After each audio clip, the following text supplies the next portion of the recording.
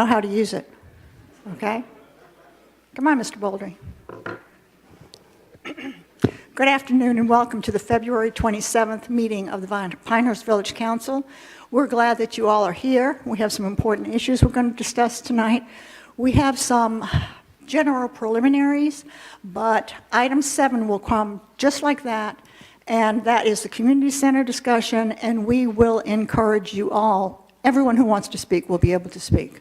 So we have some preliminaries before that, so let us get on with that. First thing is we have our invocation and our Pledge of Allegiance. Our invocation will be given by Dr. Matt Stillman from the Trinity Church, and if you will stand, we will follow with the Pledge of Allegiance. Will you pray with me? Heavenly Father, we give you thanks for your blessings to us. Thank you for your goodness. Thank you for the health that we enjoy that enables us to carry out some measure of the calling that you place on our lives. Father, thank you for the council and for those who work for the council, the various departments, for all the employees. We ask your blessings on them. Your word says that the government exists to provide peace and order and justice, so help us help them in the carrying out of their God-given calling. Father, we pray for the council this afternoon. We pray for this meeting. We pray for unity. We pray for a sense of your hand on our lives. Help us to deliberate well and help the council to make decisions based on the true needs of those who live in this community. And we ask all of these things in Jesus' name. Amen. I pledge allegiance to the flag of the United States of America and to the republic for which it stands, one nation, under God, indivisible, with liberty and justice for all. Thank you, Dr. Stillman. We appreciate your being here. Next, we have reports, first from our manager. I have only one thing to cover. I got an introduction to make. Will Deaton's out there somewhere. Where are you, Will? Hiding behind the pillar back there. Will Deaton's our new Planning and Inspections Director. Really happy to have him here on board now. It's been quite some time. Where is he? Since we had... Oh. There we go, Will, back there in the jacket. Okay. Will has spent a lot of time working in the city of Fayetteville, and most recently was working in Kannapolis before we snagged him. And we're really glad to have you here, Will. Thanks.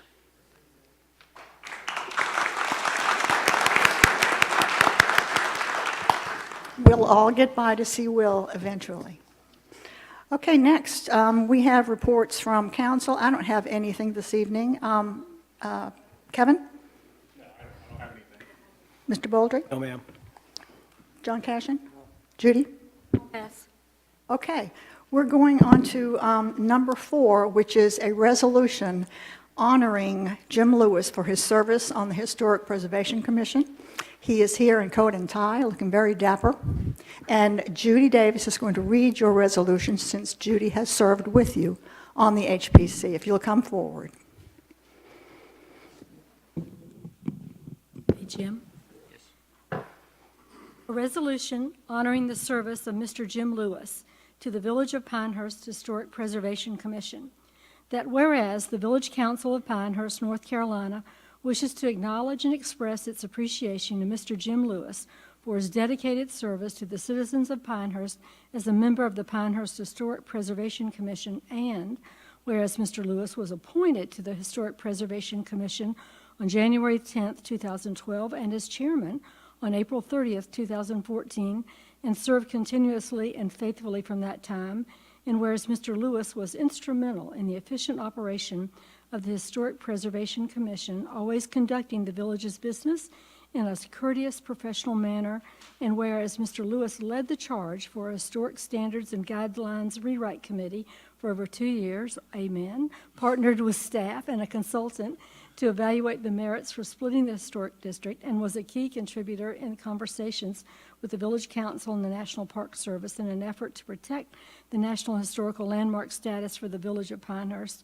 and whereas Mr. Lewis was involved in many decisions affecting the character of the community, each time exhibiting sound judgment and concern for the health, safety, and welfare of the Village of Pinehurst and its important historic qualities in his decision-making process. Now, therefore, Be it resolved by the Village Council of Pinehurst, North Carolina, in a regular meeting assembled this 13th day of February 2018 as follows, that the Village Council hereby expresses on behalf of the citizens of Pinehurst deep appreciation and gratitude for the gifts of time, ability, and determination given as the chairman of the Historic Preservation Commission, that the village manager is hereby directed to have a copy of this resolution presented to Mr. Lewis as a token of our gratitude, adopted this 13th day of February 2018. Jim, thank you so much.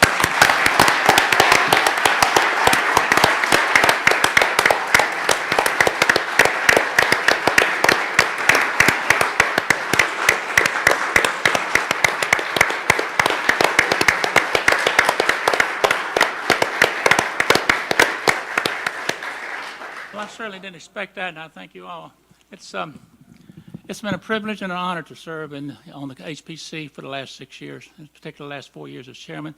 I want to thank the council and the recent council members for giving me that opportunity. I looked around, I counted them up. I think there's 14 different colleagues that I've served on the HPC with or are also on the Guidelines Rewrite Committee, and it's been a pleasure to work with each and every one of you. And I also want to thank the staff that I've worked with over the time, in particular Gwendy Hutchison and Alex Cameron, and Jeff Cameron, Jeff Sanborn as well. I know you got a lot to do tonight. It's working on a Historic Preservation Commission is important work. We try hard to preserve the special character of the historic district, and also we try to do it in such a way that it's a cheerful and a fairly reasonably pleasant experience for the applicants. We've always tried to treat applicants with great respect, and hopefully they'll go away thinking, you know, Pinehurst is pretty easy to do business with. That's been our goal, and I'm proud to say I think we've done a pretty good job of accomplishing that. This is a great honor. I very, very, very much appreciate it, and I especially appreciate the applause. Thank you.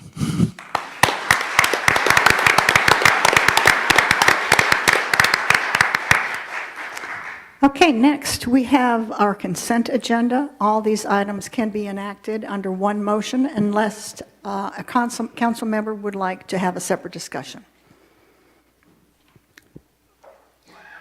I move to approve all the items listed and considered routine on the consent agenda. Second.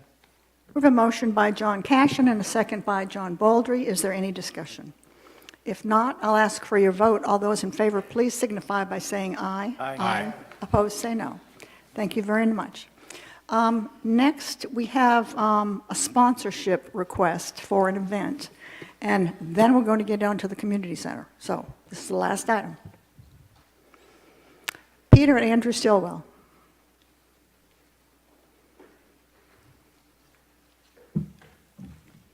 Council, just to give you a little background on this, this is a new special event that a sponsorship was requested from the village. The Festival d'Avion will be April 27th through the 29th at the Moore County Airport. As part of their sponsorship request, they have asked for use of the village mobile stage to be set up at the airport. This will require village staff to set up and break down the stage. We would set it up on Friday and then break it down on Monday. Just to let you know, this is part of our sponsorship policy that we have. This falls under Category B, which would be a for-profit group that would need to be approved in public by council. So I will let Peter and Andrew go through their request. Okay. Peter? Very much. Excuse me. You hear me? I can hear you now. All right, thank you. My apologies. I had a tooth pulled today, so I'm trying not to stumble through this. The Festival d'Avion is a new event. It will be an annual event held at the Moore County Airport. We chose the airport because we feel that is a great gateway to not only Pinehurst but the entire community. So we're excited about the event. We've invited all 5 branches of the military to participate, which they are slowly coming on board. We have Army and Navy, Coast Guard, and Marine Corps locked in so far with aircraft that'll be on display. We're waiting on the other services as well to participate. This year's inaugural event will commemorate the 100th anniversary of Fort Bragg. So it has been adopted as a centennial event for the Fort Bragg. So we'll see a lot of Army presence during the event. We're pleased that Pinehurst Resort has signed on as the presenting sponsor. Great. So we're in the process right now of building a jigsaw puzzle, and hopefully by the early April, all those pieces will come together. The request for the village was an in-kind sponsorship. We're not seeking cash, but we were seeking use of the stage. We will have a celebration concert on Saturday night of the event with a tribute band, a Chicago tribute band. Those of you that are familiar with the Concorde Elegance, which has been tabled for the immediate future, this is basically the Concorde Elegance with airplanes. So we'll have warbirds, collector aircraft, home-built aircraft, entertainment on both days. We're going to have a barbecue cook-off, so we'll have pit masters from all over North Carolina coming in and cooking barbecue on Sunday for the event. It will be a 2-day event, actually 2.5-day event. We'll have some special sponsor activities on Friday night, a hangar party, and a lot of the aircraft will be flying in on Friday evening. So we're before council today to seek approval for use of the stage.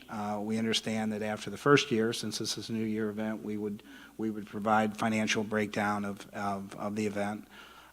I've been told not to lose money on this event by my Please don't. by my CFO, who happens to be my wife. So we've been smart about how we've built this event, and we've been excited of what we've put together so far. Okay, so it is just kind of a routine thing that we need to approve this. Are there any questions for Peter or Andrew? To clarify, the stage is being set up at the Moore County Airport. Correct. Any other questions? Okay, I think we can, do we need a motion on this one, Jeff? I haven't Do looked at not. it. Okay, just by consensus, we agree, and I have one stipulation. Being of French origin, the correct pronunciation is the Festival d'Avion. Say it, Peter, d'Avion. Avion. D'Avion. Okay, good. That's good. Okay, we got it. We will be delighted to be there. It sounds like a wonderful community event. Thank you so much. Thank you very D'Avion. much. Thank you, Peter. D'Avion. Okay, Andrew. thank you. Okay, next, Jeff. Next up is the community center, and Mark's going to introduce that topic.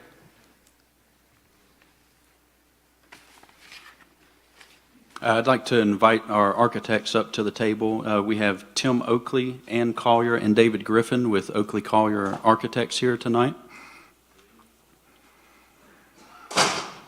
And I'd also like to thank everybody in the audience who's in attendance tonight. We appreciate everybody coming out to hear and see our preview of the community center, the floor plans, and the renderings that we have tonight. We thank you all for coming out because we appreciate your feedback and input that we hope to get from you tonight as well. So thank you for coming out. Tonight we do have, as I mentioned, a preview of the floor plans that we have available for the facility. We also have 3 renderings that are available for council and the public to view tonight. Council, we're here looking for your feedback and input to the architects and our design team regarding the size of the community center, any preferences that you might have of these initial renderings that we're presenting to you tonight. The floor plan that we are presenting is 19,555 square feet. This is a little bit larger than the original floor plan that we've been talking about that was in our initiative action plan of 18,000. Both layouts will include a gymnasium, a community room, which is a multi-purpose room. It has a kitchen, arts and crafts room, a program room, a wellness room, Parks and Recreation staff offices, restroom storage, a lobby, and an outdoor patio. Both spaces, the 19,000 and the 18,000 square foot layouts, do account for future expansion, which could include a second gymnasium and additional program space if deemed necessary in the future. I think Lauren is going to pull up the layout for me. The 19,555 square foot, which is what we're proposing to you tonight in our initial layout, it is based on a space needs assessment that we determined as we were meeting with Oakley Collier with our design team. It's based on current and projected programming. This was a result of reviewing our previous studies that were completed in the past for the community center, our historical participation reports, as well as taking into consideration new programs and projected growth that we would see in the future. Staff on the design team has worked closely with Oakley Collier to size each room appropriately for the activities that would take place. If you'll note in the memo, I mentioned that as we got through that initial assessment, we originally looked at a facility that was 21,730 square feet.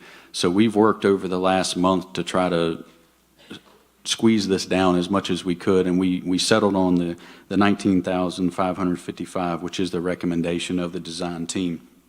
If you look at the layout that's on the screen, and hopefully some of you in the audience were able to get a copy that we put in the back. I know I don't have enough back there based on how many people are in the room, and we can get more copies, hopefully for everybody before the end of the night is out. You can see that we have a gymnasium in the space. We have a wellness room. That's where we would hold our yoga, our Tai Chi, our body back, our fitness type classes. The program space, that's where we would do many of our other activities.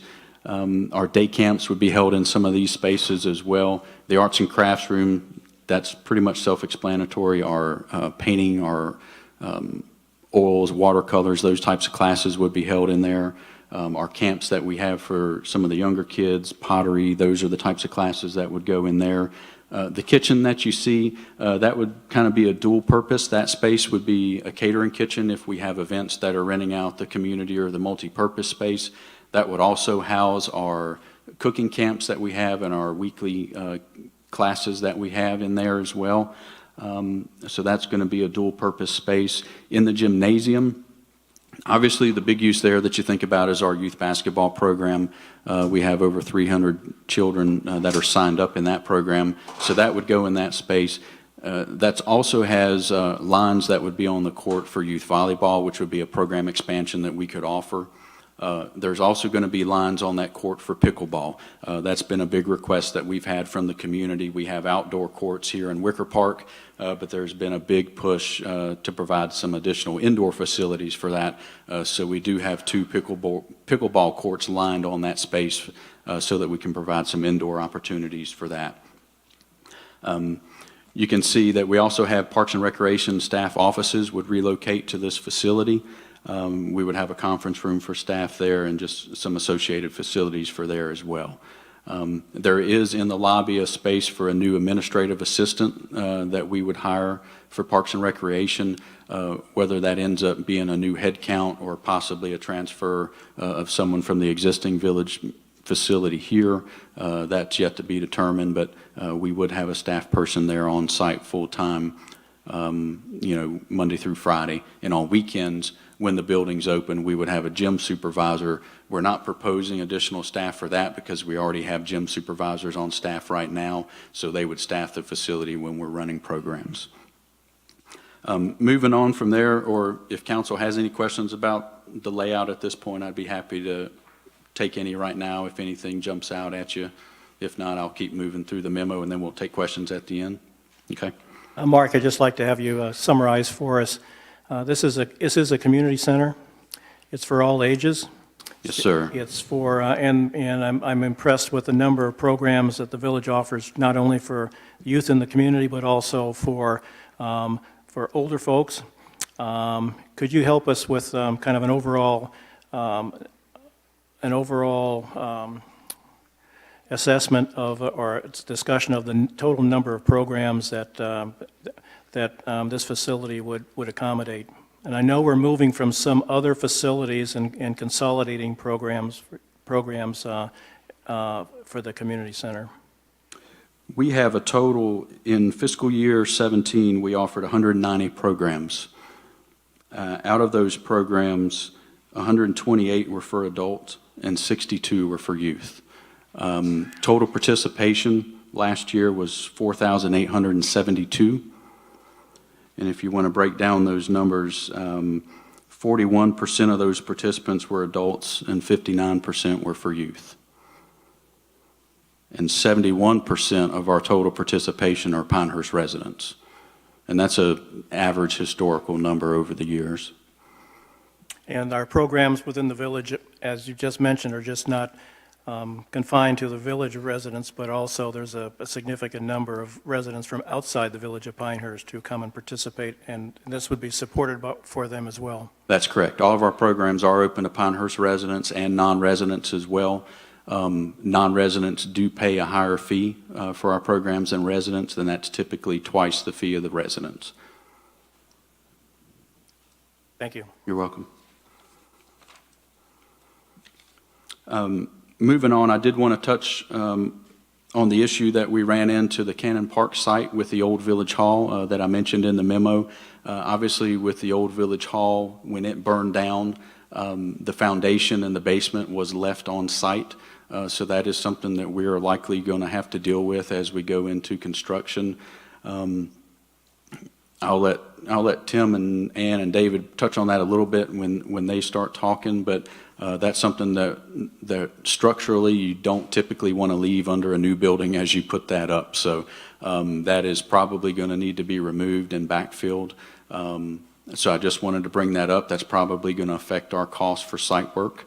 And I know in my memo I mentioned that maybe village staff could do that. I've since been advised that we probably don't want to do that from a liability standpoint, so I'll retract that statement now and say that we will probably want our contractors to handle that. So I do want to mention that now. As we get to the next point of the memo regarding cost, obviously with 19,555 square feet, compared to the 18,000 that we've been talking about, we've got 1,555 additional square feet. So that's going to impact our project cost. So that's why I wanted to put that in the memo. If we stick with this layout, that's going to impact our cost and it's going to increase that if we stay at this square footage. So assuming our price per square foot stays the same at $180 a square foot, which is our estimate that we used when we put this project plan together last year, that is going to increase our construction cost to $3,519,900. Our site work right now, I've still estimated at $200,000 until we can determine what the impact of the old Village Hall site would be. That does also increase our contingency to $185,995. Our design fee right now is set at $293,000. And then FF&E is furniture, fixtures, and equipment. That's the desks, equipment that's going to go, the furnishings in the building itself. Obviously, if the size goes up or down, that could impact that number a little bit as well. But right now, that brings our total cost to $4,361,895. Now, our plan and our budget that we've talked about for the last couple years is 4.119. So this is about $250,000 more. I look at John in the audience because my math is not too great. 265,129. Thank you, Judy. I also want to mention the operating costs. As we went through our IAP last year, we did estimate our annual operating costs, and that is $82,500 roughly for year one is what our estimated annual operating costs. Now that's just facility fees itself. Obviously our fees for programs when we run activities, those are cost recovery. We don't offer a program, we don't run it unless we recover our costs with minimum number of participants. So I did want to mention that to you. So other than that, the last thing I want to mention, the unknown at this point is construction costs. Right now, we're not sure. It's just an estimate until we finish the design, get the project ready to go out to bid, and we actually have bids in hand. We can't really nail down this number. Tim and David and Ann are going to be able to give us a pretty good estimate once we get through the design process. They are designing this project to try to fit within that $180 a square foot, and they're going to do their best to keep us at that number. But until we actually go to bid, that's when we're really going to know what this number is. But we're going to go through our budget process that we're working on right now under this scenario, the 4.3, okay?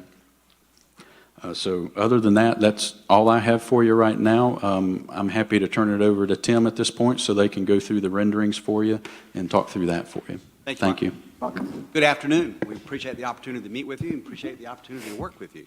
Ann Collier is on my left. David Griffin on the right. The three of us have been working on the project, working with staff. And I would like to say the staff has done a great job of trying to drill down to get it to what they needed, not anything extraordinary or trying to overplan for the future. This is right-sized for the community. Ann and I have been working with the village in the past 10 years, I guess. We started with early on doing some of the programming and meetings, and I think you've managed to growth. The community has grown, and the facility, obviously with the programs and the support they do, it needed to grow as well. A couple of things. Mark did a great job of going through the plan. A couple of things just to point out. He touched on future expansion. As you look at the floor plan, that brown area towards the back is the area of future expansion. A couple of items. The wellness area will handle 24 people doing the aerobics type exercise. 18 in your daycare after school, 18 in the arts and crafts. Is that right? 18. And then we've got about 250 seats in the bleachers in the gymnasium area of the building, and about 78 seats in the community room is for the spaces. So it can handle a lot of people at once. Usually I'm accused of being too loud. But the thing we wanted to do this evening was go over some of the thoughts about what should it look like. And Mark, can you please? We've got a quick presentation of how we came up with some of the things that we are proposing for you.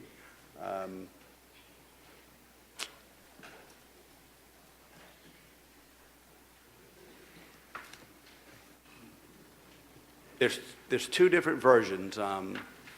Scheme one, for lack of a better description, is one that takes on the appearance of the village hall, the one where we're sitting now, the police station, the fire department. We've incorporated the green roofs, standing seam, the brick, the white trim, and as well as the windows and mimicking some of the transoms that you see around the village on various buildings. The other thing that we wanted to try to do is break the building up, not just to give one big box. We didn't want to have a 19,000 square foot box sitting over in the park and everybody go, what in the world? This is somewhat the front door when you start heading into the village hall. So we gave the building a little more geometry, and as well as the introduction of a glass. We've got a lot of daylight throughout the spaces. There will also be daylight in the gym as well, so that, again, when you walk into the facility, there'll be a light, airy feel throughout the space. The second scheme takes on more of a traditional village look. We went around, walked around, took pictures. We borrowed images from the various buildings to try to blend to the village. This is the white scheme, as we'll call it, which is a blend of brick, painted brick, and siding. Horizontal and vertical siding would be used. We also incorporated more columns, somewhat of a colonnade along the community room, and we pulled the entrance a little forward, so it's a covered entrance area. It gives it a little warmer look than maybe the other. But we also said, what does this look like if we put a different color roof? Let's go back. This is to emulate a copper roof. We also went back to what does a standing seam green roof, hunter green, how that would look. And again, it gives you a contrast of the two buildings. Both buildings are similarly priced or cost. We think there is a little more construction cost in the white scheme, in that we've got a few more columns and a little more roof, but the incremental increase is less than 1% of the construction cost, so it's pretty negligible in the overall scheme of things. We think either scheme would work well for the village, but we obviously want it to be the village's facility, and so we certainly welcome any and all input in that regard. David, Ann? I think you covered it. I would just add that when we met with staff, one of the priorities was to give this building a Pinehurst feel. So that was our charge the last time that we were here, and we did a lot of research on what was, in Pinehurst, what Pinehurst looked like, felt like. And some of that's not just in material, but just in a feel of the building on the inside as well. So we'll pay attention to those details as well as the design continues to move forward. Yeah, as Mark mentioned earlier, there is also a patio in the rendering. You see people standing out to the side of the building. Side there. Mhm. A patio also included in the plans for outdoor learning activities and gathering as well.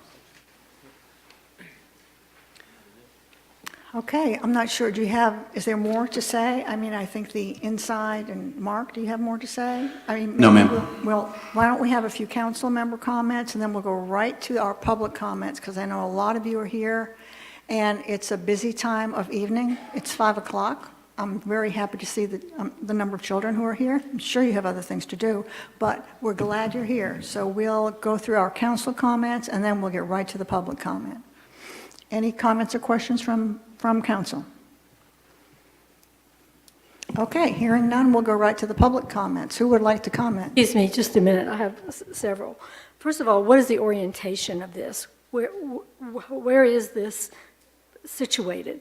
Are we looking at this from Rattlesnake? Is this from 211? This is looking at this from Rattlesnake. Mark, by chance, the thumb drive, is that loadable?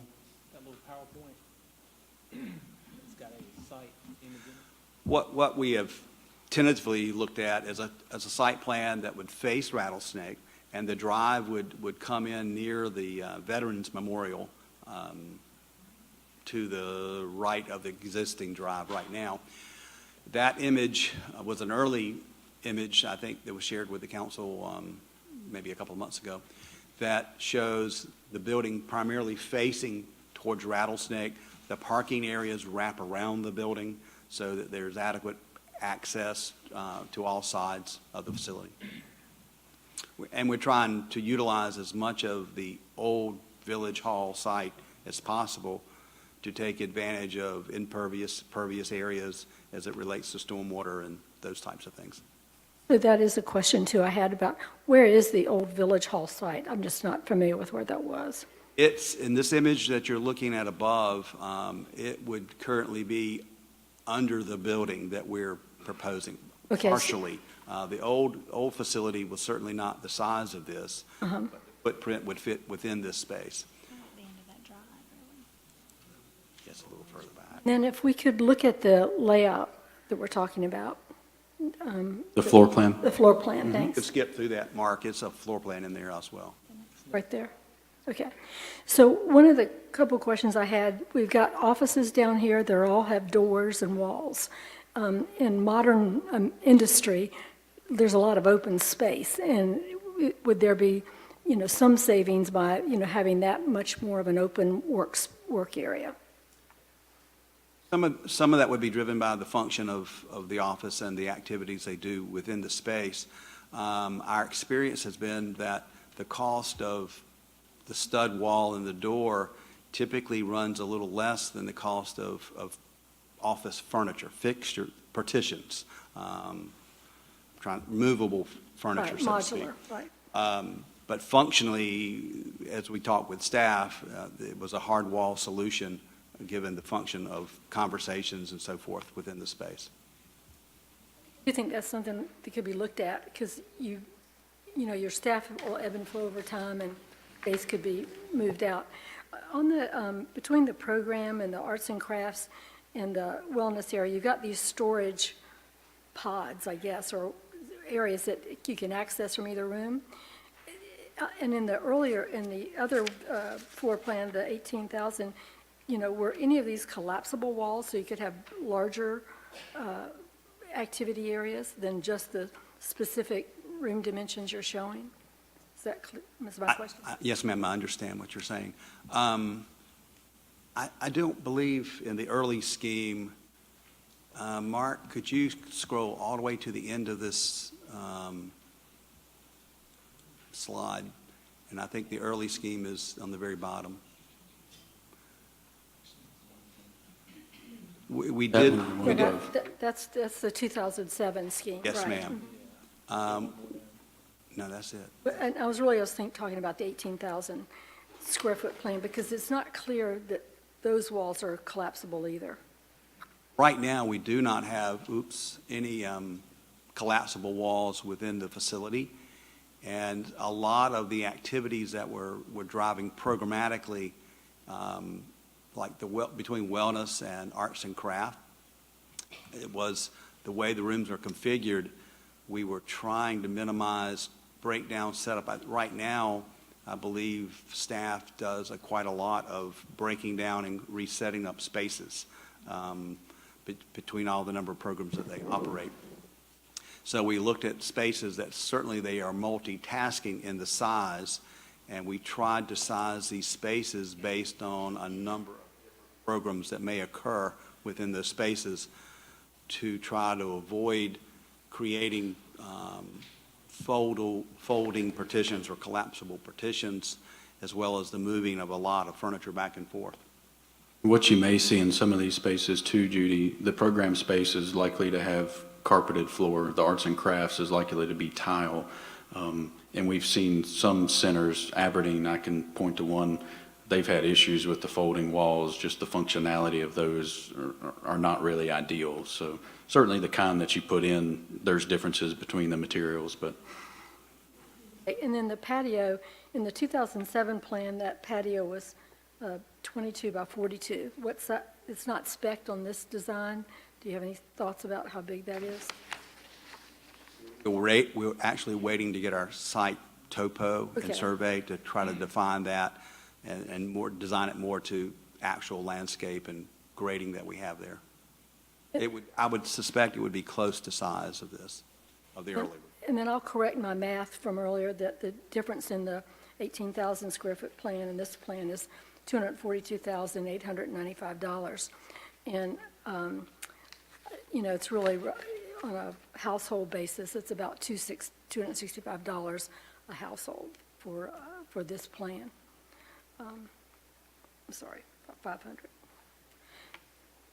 Okay, any other questions? Any other questions? Yeah, I just, I like your plans. I especially like the Pinehurst look. I was wondering if you could describe the other elevations that are important to me, the ones that would face 211 and the one that would face the park. I mean, you don't have to show me copy. I just like to, I think everybody wants to see this as a gateway building, and I just thought it was worth spending some time describing that.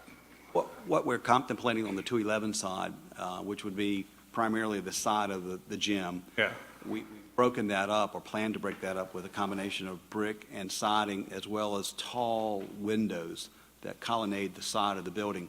We would accent the side between the windows with some level of, I hesitate using the word faux, but a trim detail that will start to give us some architectural detail along the side. There's not a lot of in and out of the building side, so we're going to do that with the treatment of siding and trim to create shadow lines. So it would start to look like, and I know I'll get this wrong, I believe it was one of the clubs that had the arches across the back. I can't remember the name of that one. That would be Pinehurst. Yeah. Was it Pinehurst.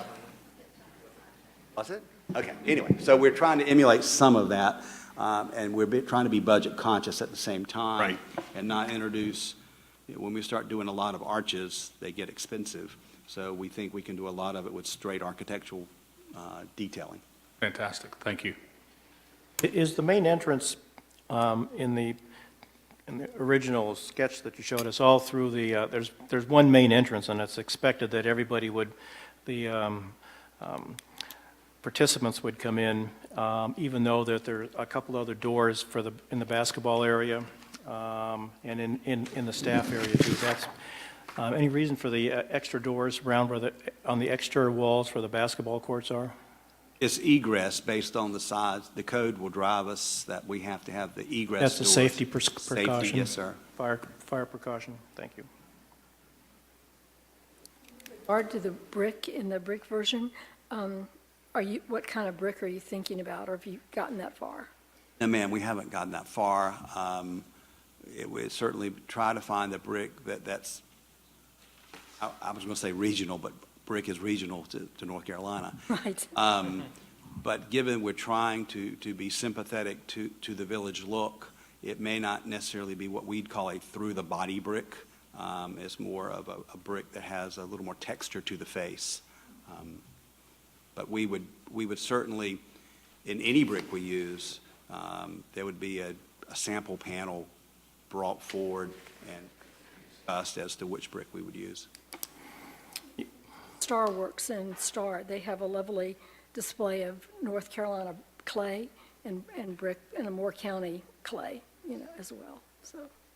Your thoughts on air conditioning and heating as far as economy and the overall cost of maintaining any heating or air conditioning certainly from a cost perspective? We haven't gotten far enough to run any operational costs for HVAC, but what we have done in past facilities like this, we use a system of multi-zones that would handle each region of the building differently because of the way they're used. Also, it enables you to program the building for different types of use. So if we currently set the building up that you could operate the gym without operating the rest of the facility, then those units or spaces that are not in use would be in a low setback areas. But we did look at the building and how do we use it after hours or different groups without having to open the entire building. Okay, other questions from council? Mark, I want to ask you about the floor plan. The smaller one had a concession stand, the bigger one didn't. Is that just something you're? That was by design. We took that out. We don't typically run concessions Yeah, I during did our think so. programs. The only time we would use that would be during a large tournament. So what we asked Tim and Ann and David to do was take that out and provide us with a concession window into the community room so that in the event we do that, we would serve into the community room because we Got it. don't allow anyone to take drinks, food into the gymnasium. Got it. So that's why we made that change. Thanks.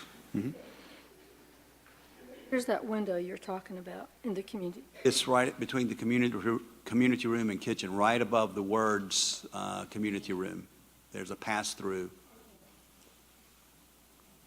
You go into the kitchen, and then there's this pass-through where the community room,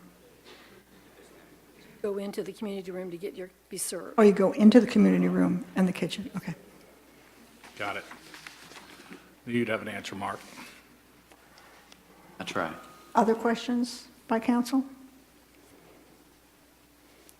Okay, you can always ask them later because we're going to have a lot of public input. The first person who raised his hand was Tom Campbell. Come to the microphone, please. No, you gentlemen can, ladies and gentlemen, you can sit. It's I right think behind I you. know the drill by now. Yes, you do.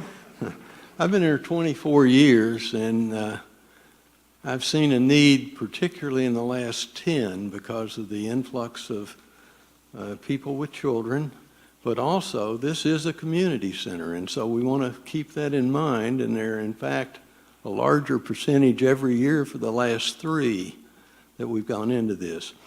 There are 2 things that are important to me. One is the mental end of learning, and the other is the physical. And so these 2, I think, go hand in hand, particularly so in older people like myself who want to keep active and to keep agile, and that's where the physical part comes in, and the mental hopefully never ends for any of us. I want to go back to the early 1900s, 1990s. In 1945, the biggest thing that greeted me when I came to Pinehurst in '94 was talk of this building. And so I would remind people who've been here that long and others that have not, that was the talk of the town. We had about 3,000 people here, and people couldn't imagine why we'd build a building like this. Well, it was foresight. And that council decided that they wanted to look out 15 or 20 years, at least, Tom, you're built- talking about this building, the This Village Hall. building right here. Okay, yeah. And so they did build it, and I would tell you that in the next 2 elections, everybody on that council was voted out of office.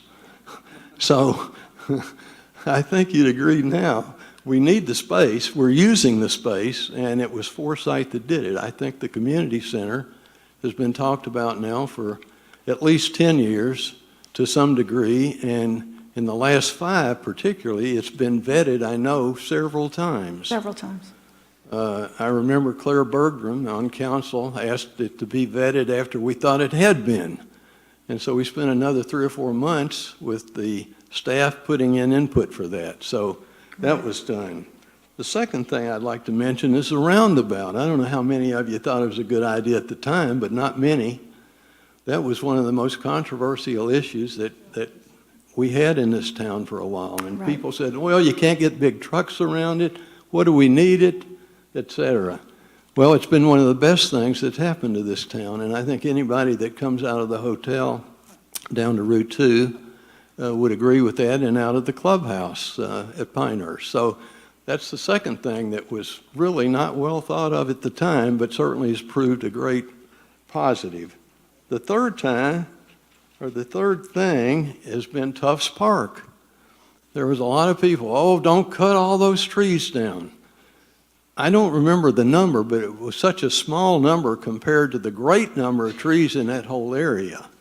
And Tufts Park has been just a great thing. And I wonder now, if we hadn't built that parking lot, as I go down there 3 or 4 times a week, is practically full, not to the church, but almost, at least down past the theater building.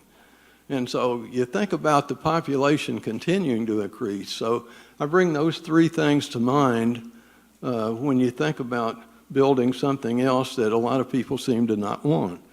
The 3 things that I hear the most in opposition, the need versus the want.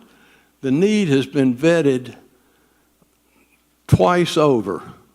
It certainly, and I'm not going to go through a lot of numbers with you, I would just tell you that there's waiting lists, particularly for the summer camp and the kids. There's waiting lists to get in the kitchen. There's waiting lists to get in Tai Chi. You go down and down the list, and you'll find that there's a waiting list. And I'll leave the numbers out of this. Then we get to costs. The cost has been big. Well, $4 million. That's a lot of money. We won't deny that. On the other hand, if you take 16,000 residents and divide that into 4 million, everybody'd get $250 a person roughly. And I don't think that's too much money to spend for a facility and what that facility can do for this neighborhood. The other is survey reliability. We could talk about that. I heard the other night 2 weeks ago where somebody said, well, what if you'd have put the cost of this thing in the survey? Would they have voted for it then? I don't know that they would or wouldn't, but you could put so many things in a survey, you'd never get all the points covered. And I think that over 60%, I believe it's roughly 65 to 67%, in the annual survey that we've done now for at least the last 5 years, it's been up in that percentage of people that said we need more space, that they're not satisfied or dissatisfied with what we have now for an indoor facility. And I'll leave out the waiting list, I just mentioned it.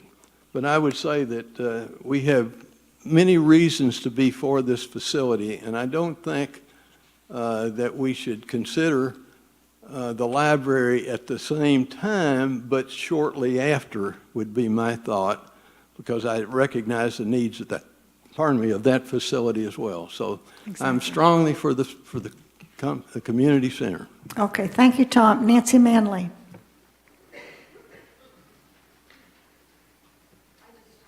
About a few things to consider. First of all, on my list was cost to build. We all know that nothing comes in on budget. Donald is busy, so we can't ask him for help. This is going to be twice the cost. It's going to be twice as expensive as they're saying right now. The cost to staff, the cost to maintain, plumbing breaking, there are going to be all kinds of problems. If we were going to do this, the best suggestion I heard was for Aberdeen, Southern Pines, and Pinehurst to go in on something like this together, since it will be used by all three and even more communities. I don't think we should be the ones that have to bear the burden of this whole project. We lived in Highlands before we moved here, and if you've never been there, it's a pretty upscale place. And the community center there was known as the place where drugs were exchanged. We've got a lot of things to consider before we do something like this and take on the responsibility, the lawsuits, and everything that goes with a community center. Next. Yes, I'm sorry, I can't think of your name. Libby Carter, thank you.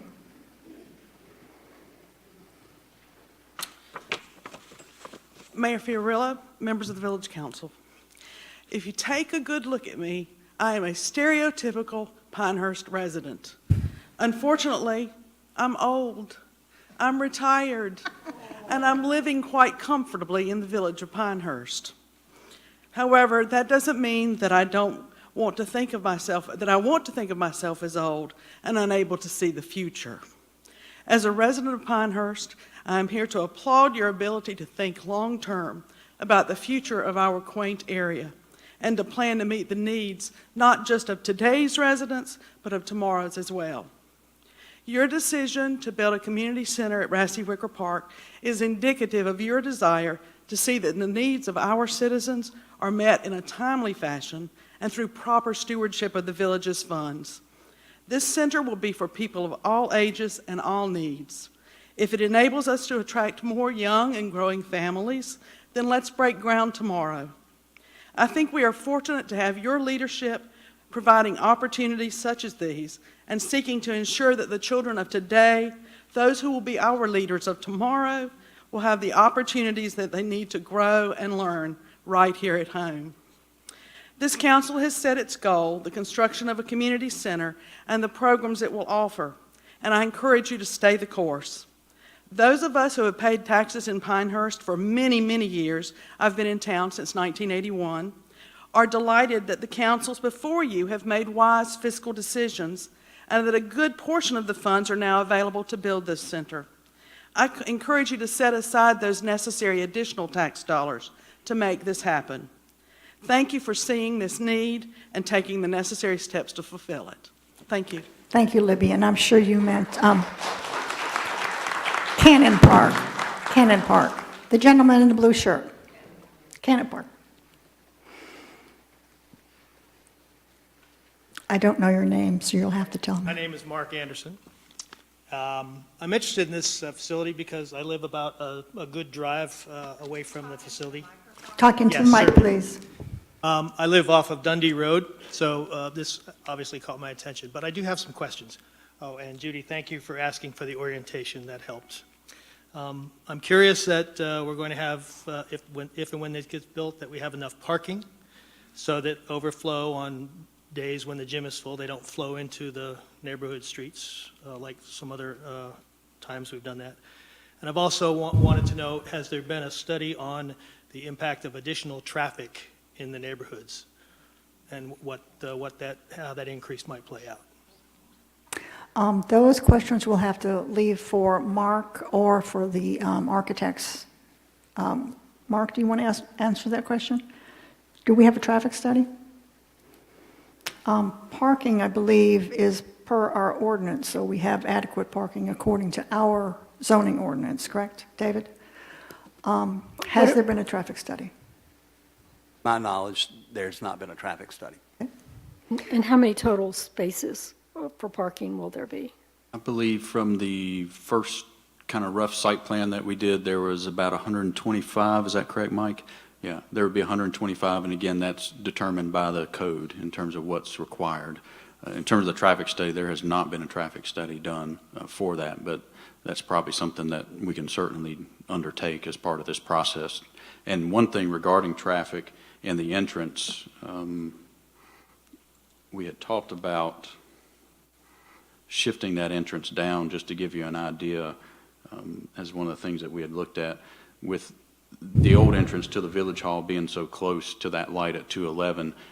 We have talked about shifting that down across from that parking lot at Manor Care, so that we could potentially come in on the other side of the Veterans Memorial, so that we would have a little more separation. So that's certainly something that we can look at as part of a traffic study to see what that impact would be. But we did want to get away from that light at 211 because we felt like that would be too close and have some potential backups there. Okay. So that's certainly something we can do. Great idea, thank you. Other comments? Helena Wallen-Miller. Hi, I'm Helena Wallen-Miller. My daughter wanted to say a few words. Are you still Yes, good? please. Hi, my name is Evie Miller, and I'm a 4th grader. And I would like to build this community center because it would be a great thing for me and my grandparents and my friends to go to on the weekends and during the summer. Thank you. I think we'll be developing a public speaker there. That's right. Thank you, Evie. I just wanted to say a few words. I'm a 13-year resident of Pinehurst. We moved here before we had children. Both of my children were born here and are going to school here. They are 11 and 9 years old. I don't know if the 11-year-old made it because he had an activity at First Health that he had to do, not here, because there isn't a space for it. There isn't a space here. So one of the things when we first moved here, we were definitely one of the youngest people on the block. There was one other family. I live off of Burning Tree on our corner. There are now at least 12 just on the little street that is near us, other families. I see them riding their bikes, pushing multiple strollers, not safely, but this is not about the sidewalks, is it? Sorry. Wrong meeting. That's another conversation. That's another conversation. But what I really want to say is that we have heard this conversation about the community center for 10 years, and I have been so excited, and I'm thankful that the architects have a drawing and are contemplating what it would look like so that it would fit into the village look and feel. The programming on the inside, the space that you have developed, and tonight is my first time looking at it, so I haven't really thought through all the pieces of it. But before I came here today, I've been thinking about what it would mean to my family, and it's not just my 2 kids. Are my in-laws here too? I'm sorry to put you on the spot. They're right over there. They moved here, Diane and Perry Miller moved here 5 years ago because we were here and they wanted to be near us. And opportunities for them in terms of interacting with our children in the same place in our community don't really exist. And when I look at that plan and I think about what it would mean to potentially have some multi-generational and intergenerational activities all in the same building where people feel safe, is well lit, and is easy to get to. I know that there are community centers that we have accessed and used as a family in Southern Pines. We have used the one in Aberdeen. We have used First Health. We have used the school. So there are places that we have gone, but there isn't any place that's dedicated to our community that doesn't require you to have to go around the circle. I don't mind the circle, but I know there are many who do. And so to have something that would be an easy drive for my lovely in-laws, who I adore, and getting my children there quickly and easily would be very beneficial. And so I just am here to commend you for being at the point that you are with building the community center. There has been a lot of study, there has been a lot of planning, and there has been a lot of data that have been looked at. And as someone who looks at data daily for my regular job, I know that that's important in making your decisions, and I commend you to look at that in terms of what the needs are in the community. And I'm here to tell you that we will be there. And the last thing I will say is, one of the things a community center like this does is it brings the community together. And it provides a space to help build that community. You have seen it, and I feel it when I'm at Tufts Park for Live After 5. Mm-hmm. I feel that in the summer. I look forward to that because of how wonderful it is to see my neighbors walking around and being a part of something bigger. And a community center like this allows you to have that opportunity where young and old and staff and everyone can come together and really program what makes sense. That's how you build community. That's how you help young people who have no place to go. Because even in Pinehurst, there are many single families, there are families, non-traditional families, deployed families. They need to have a place where they feel comfortable and feel like a second home. So having a community center will do that. I don't think it's going to bring bad elements. I think the location is actually perfect for that. It's such a well-lit, well-traveled space. We are there 2-3 times a week because of soccer practices. We use the park there anyway. So I think it is a great location and a great, initial design. I'm sure there'll be a lot of other input, but that's all I had to say. So thank you for the opportunity. Thank you, Helena. Again, this is our first look as well, but we're looking for your comments and in order to improve it and make it the best it can be. Yes, ma'am. I know your name, but I forgot. Right there, in the pink, yes. I know your name, but I forgot. My name is Pat Shaywich. Pat Shaywich. It always bothers me to see misinformation disseminated and not challenged. So I have to say, I still have a copy of the pilot which shows the survey results. Okay. And it indicated, and you said that you and the board felt that these surveys were probably accurate. But it states that 44% of the population felt we didn't have significant indoor space, not 66. And secondly, only 25% of the population felt that a new indoor space was one of the most important things we needed to spend money on. I don't know the date of that survey, but we'll certainly look it up. Whoa. Okay, next, Clark Groseth. First, I would challenge the validity of that survey based on the number of respondents. Facts don't lie, but liars can figure. There's lies and there's damn lies and there's statistics. And I think that's wrong. But, I don't have anything to say, but I'm going to say it anyway. You can count on that. We knew that. You knew that already. When I was young, I was always right. Except for that one time when I thought I was wrong and I wasn't. Now, in my later years, it has been brought to my attention that attitude was probably not valid. A couple of years ago, I was sitting in a church meeting where we were discussing what was going to happen down the road. And I was saying, look, we've done really well here with all these retired folks with their big fat 401ks.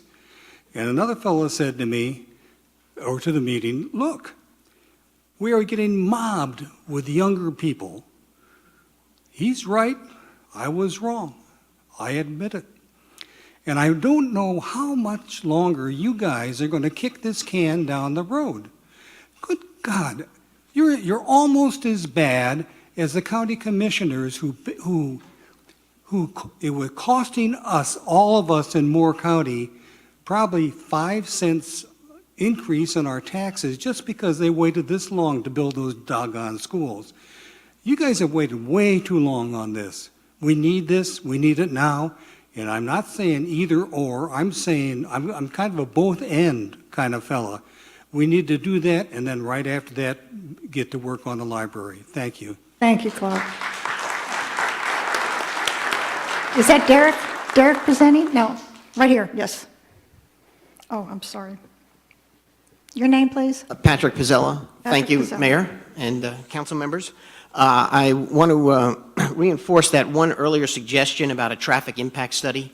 I really think that before someone puts a name on a check, the community ought to know what is the impact, particularly where that location is between Rattlesnake and the main road and the hospital. Right. And secondly, I want to discuss the survey that this woman mentioned and this gentleman questioned.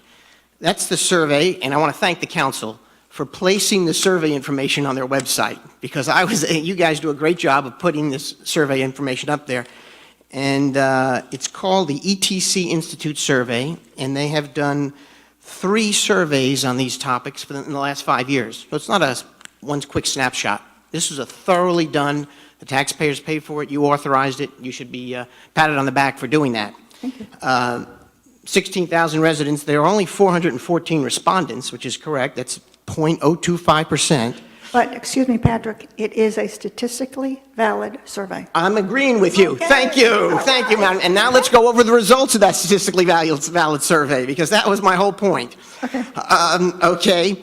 Of those statistically valued respondents, the community center is not a top priority, according to ETC. It's not a top priority. A matter of fact, on the question of capital improvements that Pinehurst residents feel are the most important, they've listed 10. The new community center for recreation programs came in 7th, behind storm drainage, bike paths, resurfacing, many other things. 7th out of 10. I would not say that's a priority, and I agree with you that this is probably pretty valid. Now, it's not a one-time snapshot either. 3 of these, 213, 216, and 217. So we've got a little longitudinal study there.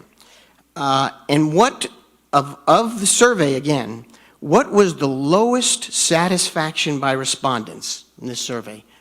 The lowest satisfaction of the respondents of this survey was public involvement in local decisions, which it goes to the core of what's happening. We have a survey that the village authorized, the taxpayers paid for. It came back and told us one thing. It told us that 3 years out of 5 years. It told us the same thing each year. And now it seems like the council is getting ready to, I don't want to say ignore, because I'm assuming you all read this and factored in your own thinking and your own thoughts, but it's certainly contrary to what is in the survey results. Patrick, I'm going to ask the staff to do kind of a study of the 5 years, all 5 years. Great. Well, there's only 3 that are on the website. That's why. There were 5. Oh, okay. Well, I'm quoting right from the survey. So, in conclusion, I urge you to do that traffic impact study. That is very important because that has implications for the whole community. But I also think that if we're going to pay for surveys and we're going to put them on the website and then we're going to say how valuable and validate them, rather than question the results, let's pay a little attention to them. Because this is what the citizens said, scientifically, through ETC. Thank you. So, thank you very much. Thank you.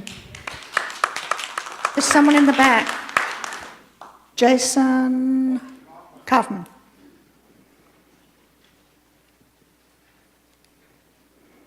Hi, I just had a couple questions about the facility. 8,000 square feet is dedicated to the gym. I'm wondering what the cost breakout would be for the gym per square foot versus the overall facility. Second question is, for the gym, how much does a semi-custom prefab steel building cost versus a custom brick and mortar building? I'm not sure anybody really cares. We do. Custom steel building, we don't do that in Pinehurst. Yes, you do. No, we don't. Okay, continue, please. It's so covered in That's what it a is. semi-custom steel building That's is. a little It's got a tiny, facade. That's a little tiny building. Okay. Just asking if Okay. that cost analysis Sure. has been presented, and if anybody's requested any RFQs from people that make those buildings. So we know what the cost differential is between a standard building for a gym and a custom steel building. Okay. Also, we're presented with great timing. Has anybody reached out to Moore County Schools, since they will be constructing a facility, if there's any synergy between cost and construction with them and service, that we could join up with them at that location, since we're presented with that opportunity right now? Then further, what criteria is determined for ongoing renewal of repetitive private use of this facility for profit? Can a yoga studio come in and say, hey, we want to block this off for a year's worth of time, and They use that for profit. And then lastly, if it is a demo kitchen, how come they're putting the stoves and the ovens on the wall? Shouldn't those go in the center island? Okay, thank you, Thank you. Jason. Who's next? Next? Yes, sir. Leo Santuoso.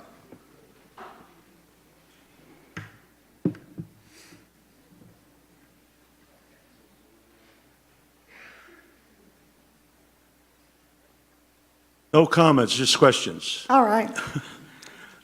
Like this gentleman, I was young once also. And when I was coming up in the dark ages, our both grammar school and high school was built under the WPA administration. The gym was lacking in space, so we had to have crash mats at the walls behind the backboards that we had to, you know, if you came in too quick, you couldn't stop. You had to go into the wall. So the question is, the gym itself is sized for a basketball court of North Carolina High School Association standards. And what are they, the dimensions? The basketball court's 50 by 94. Thank you. And will the building be constructed on a slab? Yes, sir. Thank you. That's it. Thank you, Leo. Who's next? Yes, ma'am.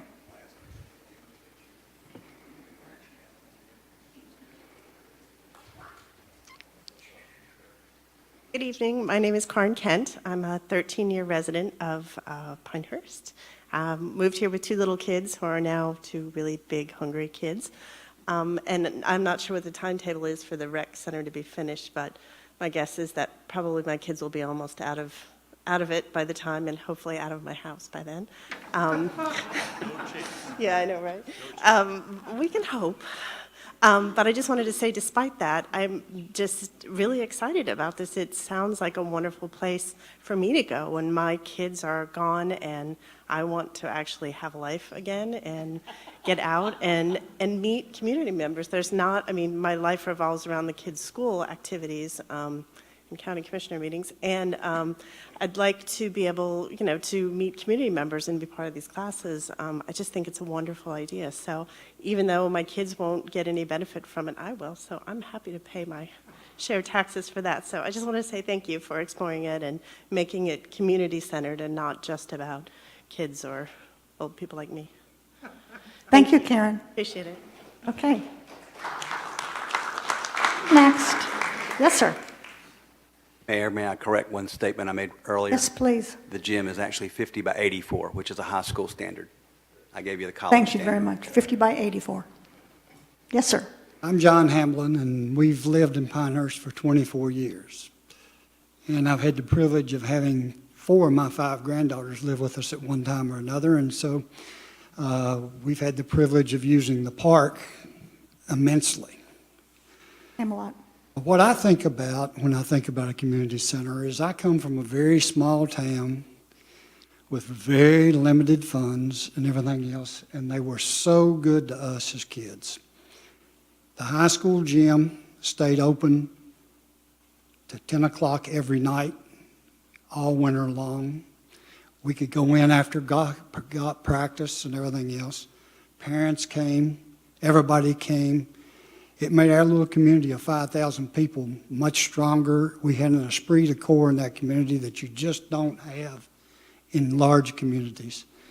I see a community center as being a place that people get together, they become friends, they learn about each other, and I think that this is a necessary thing for this community now, especially since in the 24 years we've been here, like somebody else said, we have seen the growth of the young people that are coming here.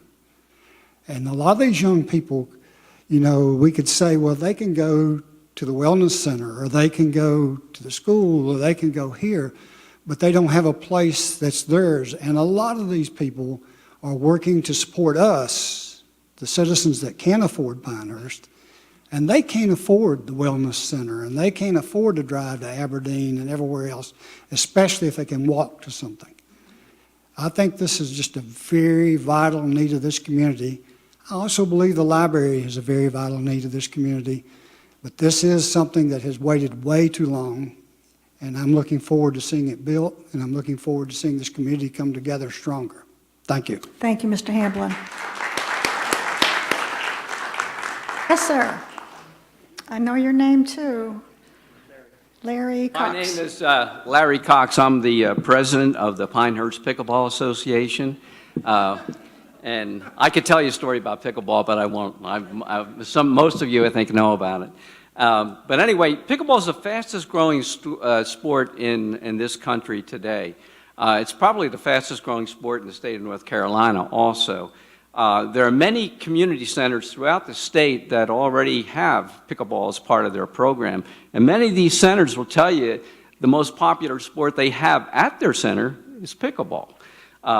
We have introduced pickleball to the senior center about 3 or 4 years ago.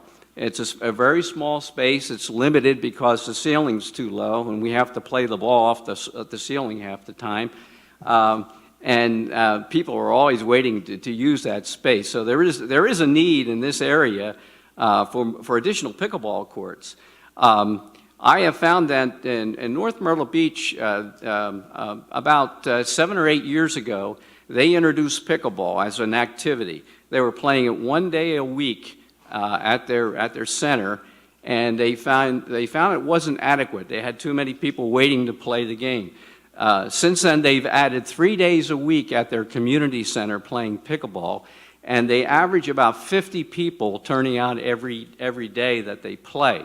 It's become so popular that after building a second gymnasium, they decided to add additional pickleball courts at the second gymnasium. So they have 2 gyms now with pickleball facilities. So I think that you're showing a lot of foresight in adding pickleball courts to your community center. Thank you. Thank you, Larry.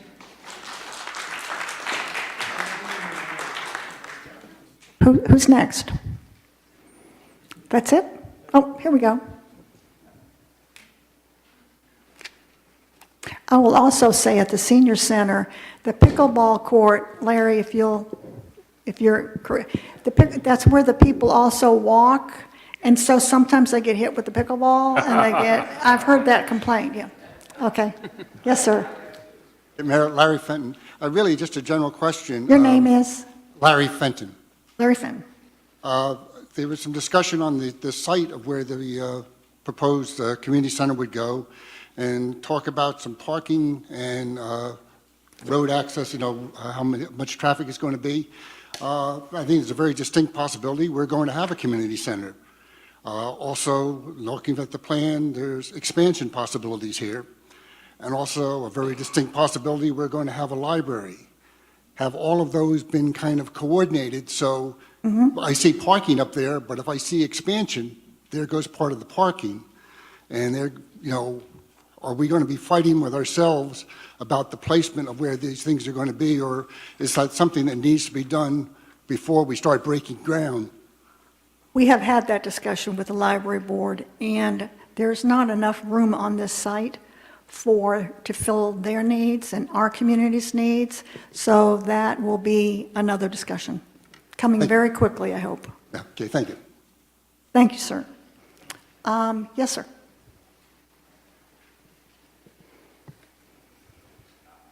My name is John David Cuff. My family traces our lineage in this county back about 15 generations. So, born and raised in Pinehurst. Mother born and raised in Pinehurst. Grandmother still lives down Linden Road. I moved back here to raise my children, who are 9 and 6 now. And we travel outside of Pinehurst in order to interact with other children in sports and activities. I'm also in the building material supply side of Moore County Living. So it's very important to me for the long term for this type of product to be available to my children, but also to be done responsibly, respectfully to Pinehurst and to the folks will inherit it down the road. I'm not planning to go anywhere. I live on Donald Ross. I grew up on Linden. I think it's important that we vet it correctly and we figure out the best opportunity for cost savings and do it with my children in mind, not necessarily with the folks that are standing in a room. Because most of my contemporaries, whether it be from high school, college, people that I grew up with from elementary school, have found other opportunity outside of this area, and a lot of that being due to inability to have access to these types of things. So, my thoughts. Okay. Thanks so much. Thank you very much. Who's next? Yes, sir. John Nagy. My goodness. Good evening. Good evening. I'm not here to represent my views tonight. My views are pretty well known, and I have an organ for doing that. Part of the organ is in this section right here. I'm here to represent my father tonight, who is going to be 90 years old in May. This is really more of a programming issue than anything else. Dad would have liked to have been here tonight. He is home caring for my mother, who has progressive Alzheimer's disease. They are still living on their own in Pinehurst Trace. And Dad, of course, sent you an email, and what he said is he would love to have an opportunity for a facility for seniors to come, both Alzheimer's patients and for caregivers, for respite care, for opportunities to have sessions, meetings, that sort of thing. When you're 89 years old, sometimes driving over to Phoenix for these sorts of things can be a little bit of a challenge. Putting my dad on Midland Road in his little Prius sometimes is a little precarious, but he doesn't want me to drive him. And so they would love to have something much closer to them. So we talk about adults and the growth of all those programs. The seniors, I think, would benefit tremendously from a facility like this. Right. So I'm hoping these words will put me back in the will. So thank you for your time. Thanks, John. Thank you. Programming note for our staff to look at. Okay. Any other speakers? Yes, sir.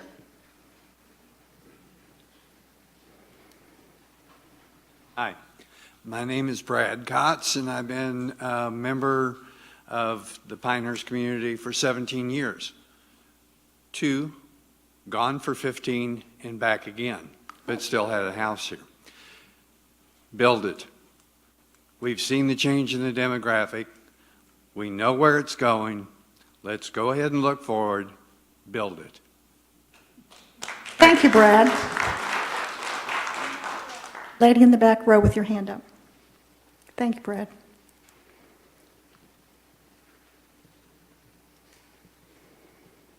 I feel a little vertically challenged here. There you go, there you go. My name is Kathy Pritchard. My husband and I have lived here since January 31st of 1997. You talk about kicking this project down the road. The library, and a public library, has been kicked down the road for at least that long. I respect and admire the people who make Given available to all of us. I have paid for the last 21 years to belong to the Southern Pines Library because I really enjoy reading. And reading is something, I mean, you know, it rains on golf courses from time to time. You can always read if you can't play golf. I would feel a lot better about this community center if there were a coordinated approach, not necessarily cast in stone, but a whole lot firmer than we'll get to the library after we get to the community center, as to when we're going to have a library. Now, I know that the village contributes money. I heard when I first moved here it was $15,000 a year. Now I understand it's $100,000 a year. But of the 16,000 people who live in Pinehurst, everybody who is old enough to read can use a library. It is a facility that we need, and I would ask this council to take a coordinated approach with some specifics as to what a public library is going to be like, if it is going to be a public library, or if there's going to be more supportive given. Let's not have some comforting, warm and fuzzy statements. Let's have some details on when it's going to be the library's turn to be a facility for all 16,000 people in Pinehurst. Thank you. Okay. Thank you, Ms. Pritchard. Any other comments? Yes, sir. Yes, ma'am. And the way in the back. Both of you ladies, come on up.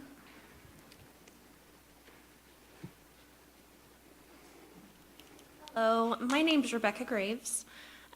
We moved into this community in 2011. I am the mother of 4 children. We moved here for my husband's career. He started his own dental practice here a few years ago. So we moved from out west, and we settled on Pinehurst because my husband loves golf. What has kept us in Pinehurst is, and that I appreciate that you guys are doing, is the feel that you are trying to keep. When I try and explain to my family out west this town, I tell them it is complete Southern charm, from the people to you know what the buildings look like to everything. It does represent Southern charm, and I am very proud to raise my children here. That said, as a mother, it was very, very hard for me when we moved here. For the first couple years, I have 4 children, all under 10, and in the summer, it was painful. Because you have 4 kids in a 3,000 square foot house or smaller, and it's 90-something degrees outside with 100% humidity, and you are miserable. I'm just saying. And it was really hard. And I wanted to move. I was ready to go after that first summer. I just couldn't deal with it. And it was really the community activities that we did that we were able to sign our kids up for, and I'm sorry if I get emotional, that got me out of the house with those 4 children, got me active in the community, and really enriched our lives here in Pinehurst.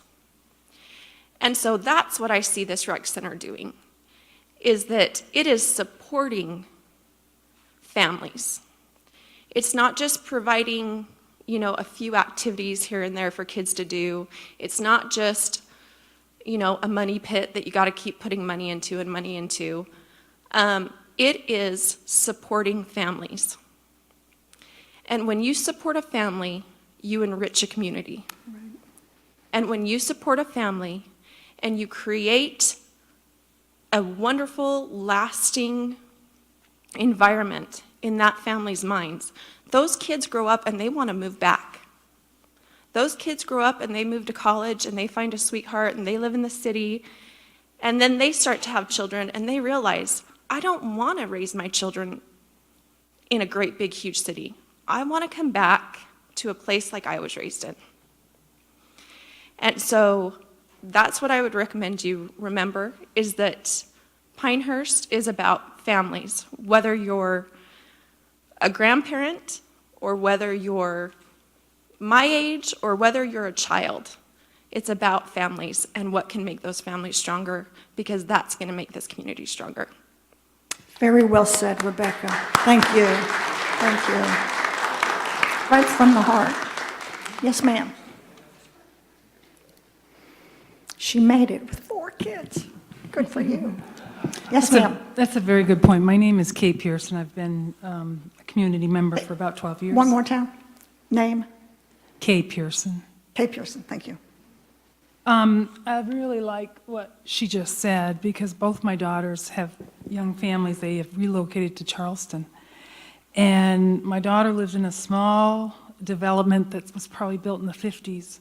And I bet every 3rd house is now a young family. And I can sit on her porch and watch families strolling by morning and night, morning and night.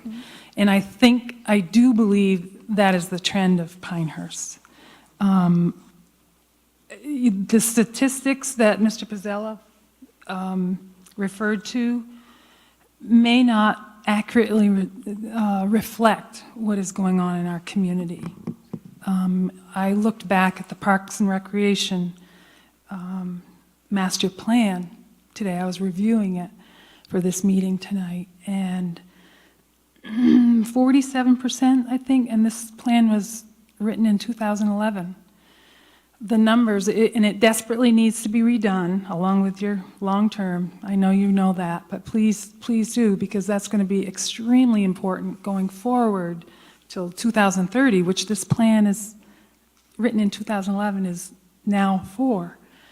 40-some-odd% are in the senior age bracket, and what was it, maybe 30% down here in the lower. Sounds right. And I know that it's coming more to meet here, so perhaps, and I'm not saying yay or nay. I understand, and I can say I could support the community center, but there's some real concerns, one being financial. You can't have overruns. You can't, and in this day and age of building, like what the gentleman said, looking at different materials used in it so you don't have cost overruns. So it's financial, first of all. We can't tolerate cost overruns for the community without coming perhaps back to us or going back to the drawing board. Scale back if you have to, but keeping in mind, I like the fact that you've got room for growth back here. The other thing that came out of the review of the Park and Recreation Master Plan was, yes, the community center came in 5th back then in the master plan of Parks and Recreation. And it came in behind trailways and bike trails. And 5th being that there was a 1 to 3 mile trailway, and then there was a 3 to 6 mile trailway. And that kind of dovetails in with, if you're going to have a community center here, we have to keep those updated and to meet the mission and the goals of that Parks and Recreation and our long-term strategic plan to connect all those greenways so that when you have a community center, people can come hopefully by bike or walking. And I don't know, I can't speak to it. I don't know if all those ADA curbs have been repaired that were mentioned in this thing. Yeah, the master plan. So there's a big ball of wax that's spinning around this community center that I hope the survey gets a little more efficacy, maybe with regard to the age of who's answering that, and the financial, that this is what we can afford now, the best that we can do, and then the trailways around it, making it accessible from all over. Thanks. Thank you. Okay. Who's next? Not Mallory. Mallory's leaving. Who's next? Guess that's it. Oh, yes. Joyce Reeling. Comment about both your designs, which I found very interesting. One of them had a covered portico kind of entryway. I would recommend that to either design because kids are waiting for parents, older people are waiting to be picked up. And from a perspective of, this June we're here 10 years. And when I was reading up about Pinehurst and looking at it, the history of Pinehurst when we came here was people retire here. The history of Pinehurst now has, and I have a big sell-by date sitting right on my forehead. I'm not quite sure when it is, but darling husband and I are 70 this year, and we're some of the youngest on our block. So there's been this shift. So we're no longer the place everybody goes to retire, and that's the engine. We have these men and women and children coming in. We need them because I'm not making any more money. John, I could be making more money. I'll bring that resolution. But the demographic and the economic shift is behind us. And so I agree with, look, change comes in three ways. There's change, there's managed change, and there's change. We get to pick one of those. We're in the managed change section right now. And I think it is foolish to gear everything as if we're still a retirement community, which we are not. As if we are a resort community, and we are not. We are a vital, growing should be child and young person, as well as those of us who have a sell-by date. And that's where we're going. If we rely only on retirees, we won't be Pinehurst anymore. There won't be the money, there won't be the volunteers, and there'll be nothing. So you have change, managed change, and change. I'm sorry, sir? Only been that way for 100 years, though. Well, yeah, you have, except I moved here. Yeah, you can. But then you have to choose how far back with Mr. Tufts are you going to go. Because this place was barren. This place had nothing. This place had tremendous racial divide. You can't live 100 years back. You know, take a look at your watch. It's 2018. It's not 100 years ago. If we live like we're 100 years ago, we will disappear because vital towns do not stand still. Stasis is, you can't have stasis. You can go to any number of towns in this country, certainly in this state, and see stasis. Empty storefronts, no sun. Well, you can heave a sigh all you want. But please go and look at other towns. I challenge you to do that. I'm talking to the people who are talking behind my back. So I thank you very much for this change, managed change, and change choice. I think there's still a lot to be looked at. Certainly the traffic is a big deal. It is. And security, although I don't think we're a drug haven, but nevertheless.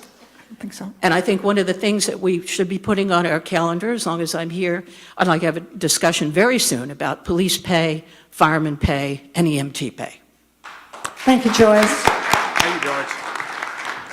Thank you, very well said.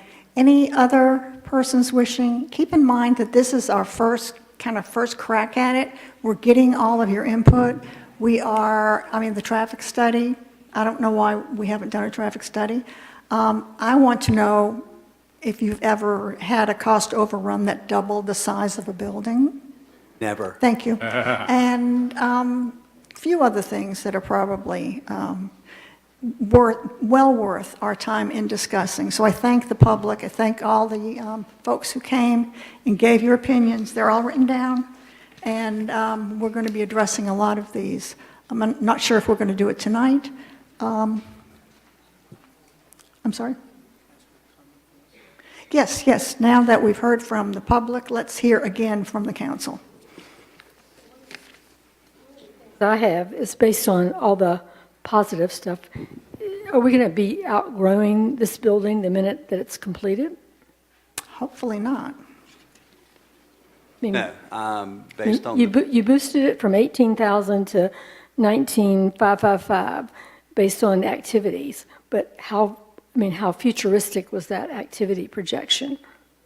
I think staff took a pretty hard look at where they are and where they're going in the next few years.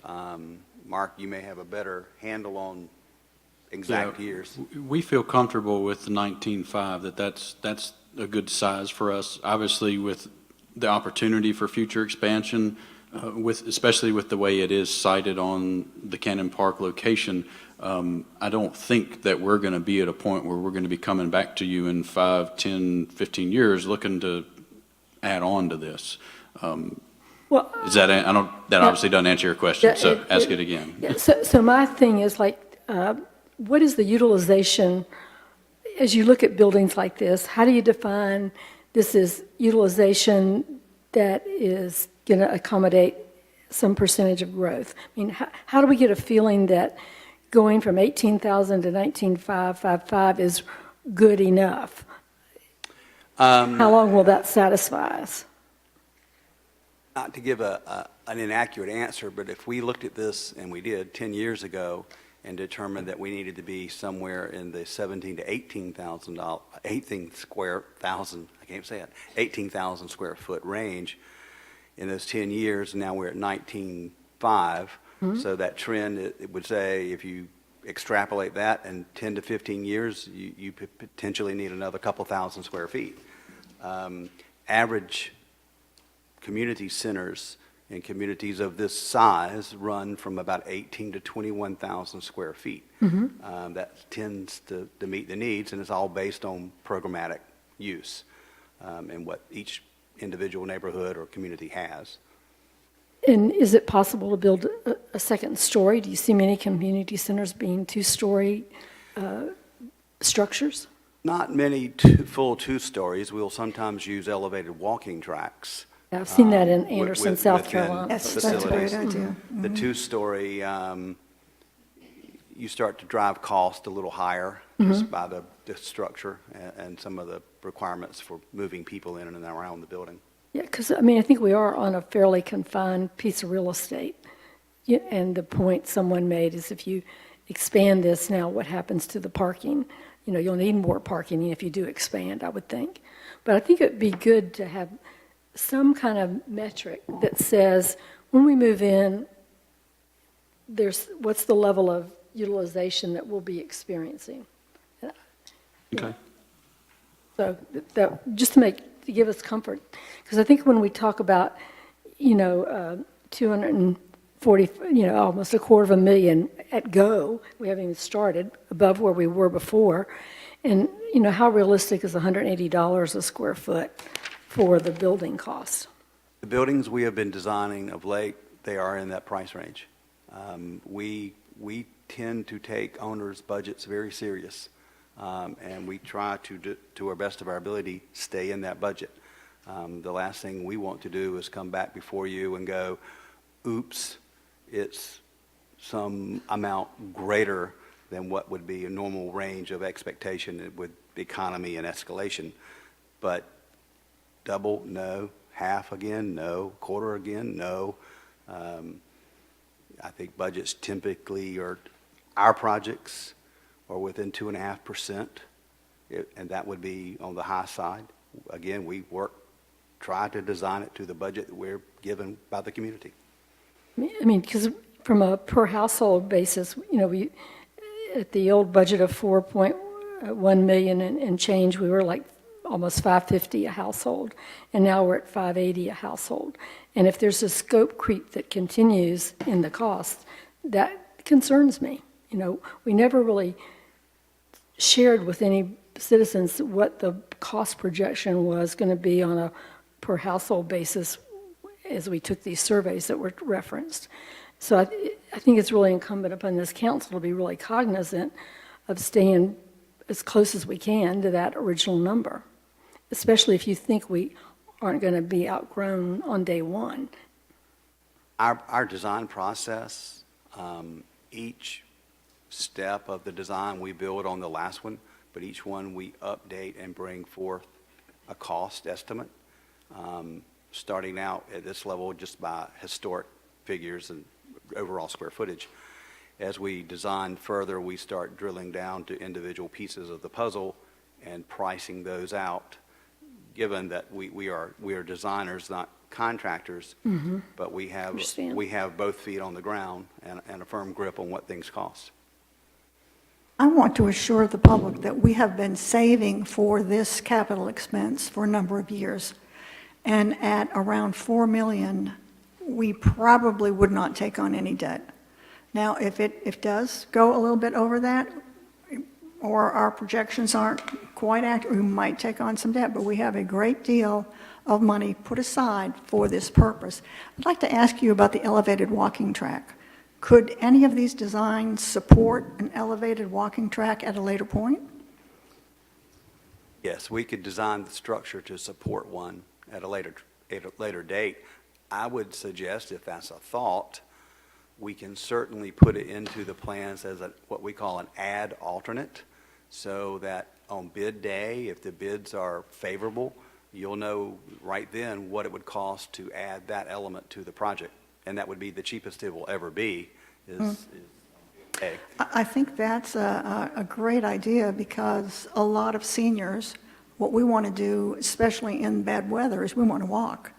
And I have been in church community centers where there's an elevated walking track where you watch the kids play basketball.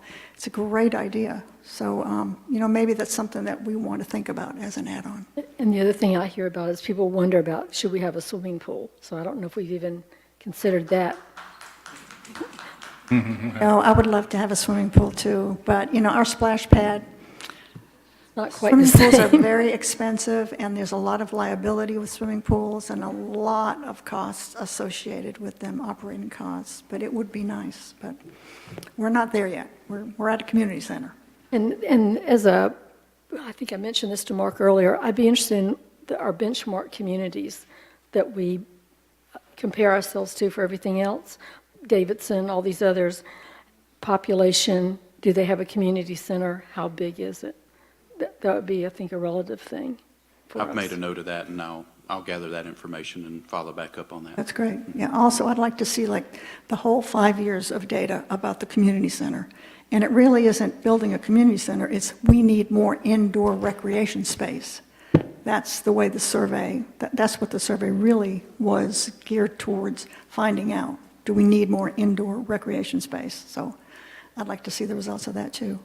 Any other comments from council? I just want to thank everybody for their input. I got 4 pages of notes. I think a lot of that input is executable. I especially really liked multi-generational programs where seniors and kids interact, and that was a huge takeaway for me Yes. in this public input. Mark, we probably need to grab a hold of that. Yeah. We used to do some of that with Yeah. our day camps. We used to take them over to one of the assisted living facilities. When we had our First Health half-day camp, we would go over to I can't remember the name of the place. It might have been called Carolina House, actually, over in the Heather Glen development. So we've done some of that in the past, but yeah, that's certainly great opportunities to do that. But just thanking everybody for real good input. Can I ask one clarifying question about the walking track? If we did that, and that's a raised track, do we get into any accessibility issues that we'd have to factor in as well? Yes. You have to have handicap access to a walking track? We have to have, it's a public facility, so you would need an elevator and 2 sets of stairs. That might not. Okay, you don't need an elevator with only 1 floor. I see. Well, maybe we have to forego that and count on the good weather. And structurally, you'd have to build it differently if you were going to support a Yeah. second story down the road, right? Yes, ma'am. Okay, we'll have to talk more about that. I thought one good comment we got also was the portico coverage. I think, however, the white finish is not my favorite, that's for sure, but. I like this one. With a portico built on the front. But it's really I think we can probably mix and match, don't you think? somewhat. I mean, it's a little different aesthetic, yeah. The schemes are interchangeable. We could add the extended portico and the colonnade on either scheme. It's Okay. material choice and a slight variation of roof. Just a couple thoughts from me. First of all, I want to congratulate you on your architectural renderings. I think, as Judy said and others, the brick facade with the green roof, I think that fits in well with with our community. I want to say something about where we are and where we're going. I do agree that this is a long-term vision and a long-term asset for our community. I'll go back to our December Pinehurst Council retreat, where we looked at the village of Pinehurst projected population.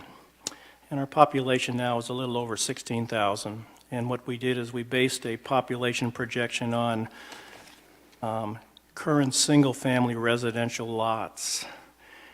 And just based on that, our projection out to about 2030 goes up to about 20,500. So that's an increase of about 4,000 residents.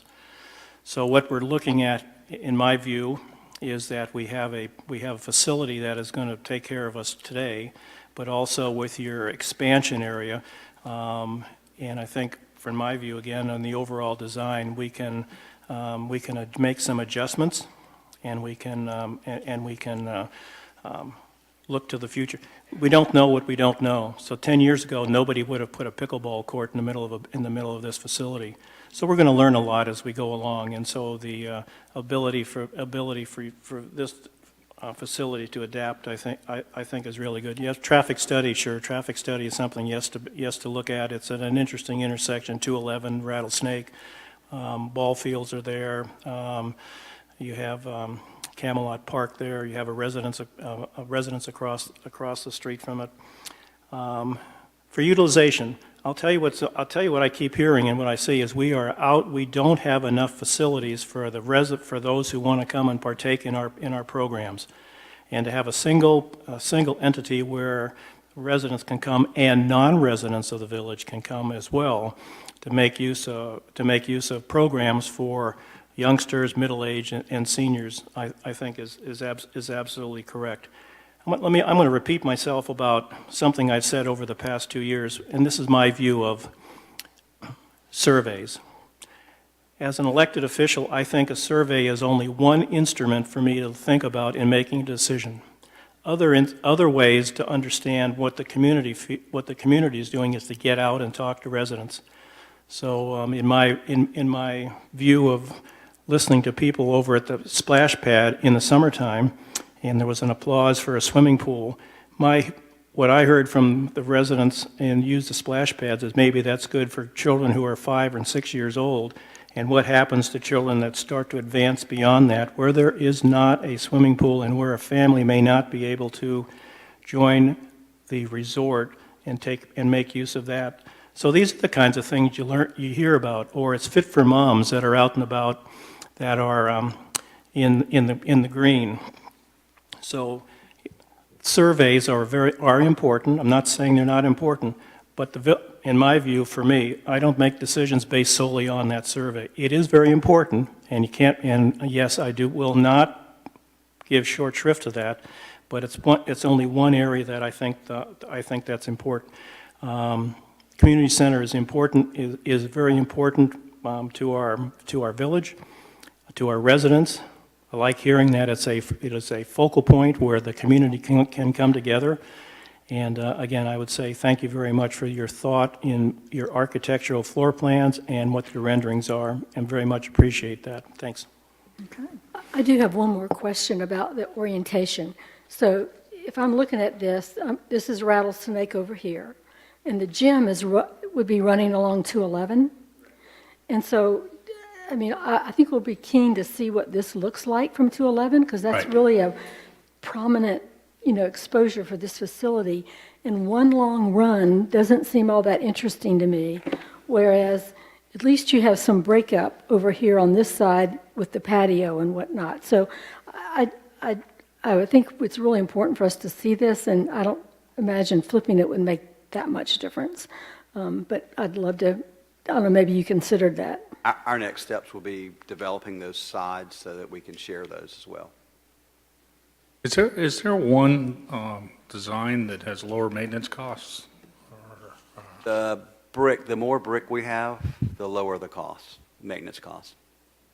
But some of this is painted brick in these other ones, right? Yeah, the white scheme had a painted brick on there, and also had more Hardy plank too, though, right? hardy plank And hardy plank. trim. So from a low maintenance cost, again, I'll go back to my question about energy efficiency. The brick is much more energy efficient than other materials that you might use or consider using? It is, but the way that we design the buildings and insulate them now, we get a higher level of performance out of the envelope. The brick certainly adds to that, but in either scheme, have a high-performing building. I think to Judy's comment about the orientation of the building, it looks like there's going to be, and There likely will be a lot of plantings, screenings, pine trees. I don't think it really matters what it looks like from 211. You'll be seeing through the trees. So, I disagree, but that's fine. I think it doesn't matter I what it think looks like. there's from going to be a 211. lot of screening. We won't leave that bare. That will not be.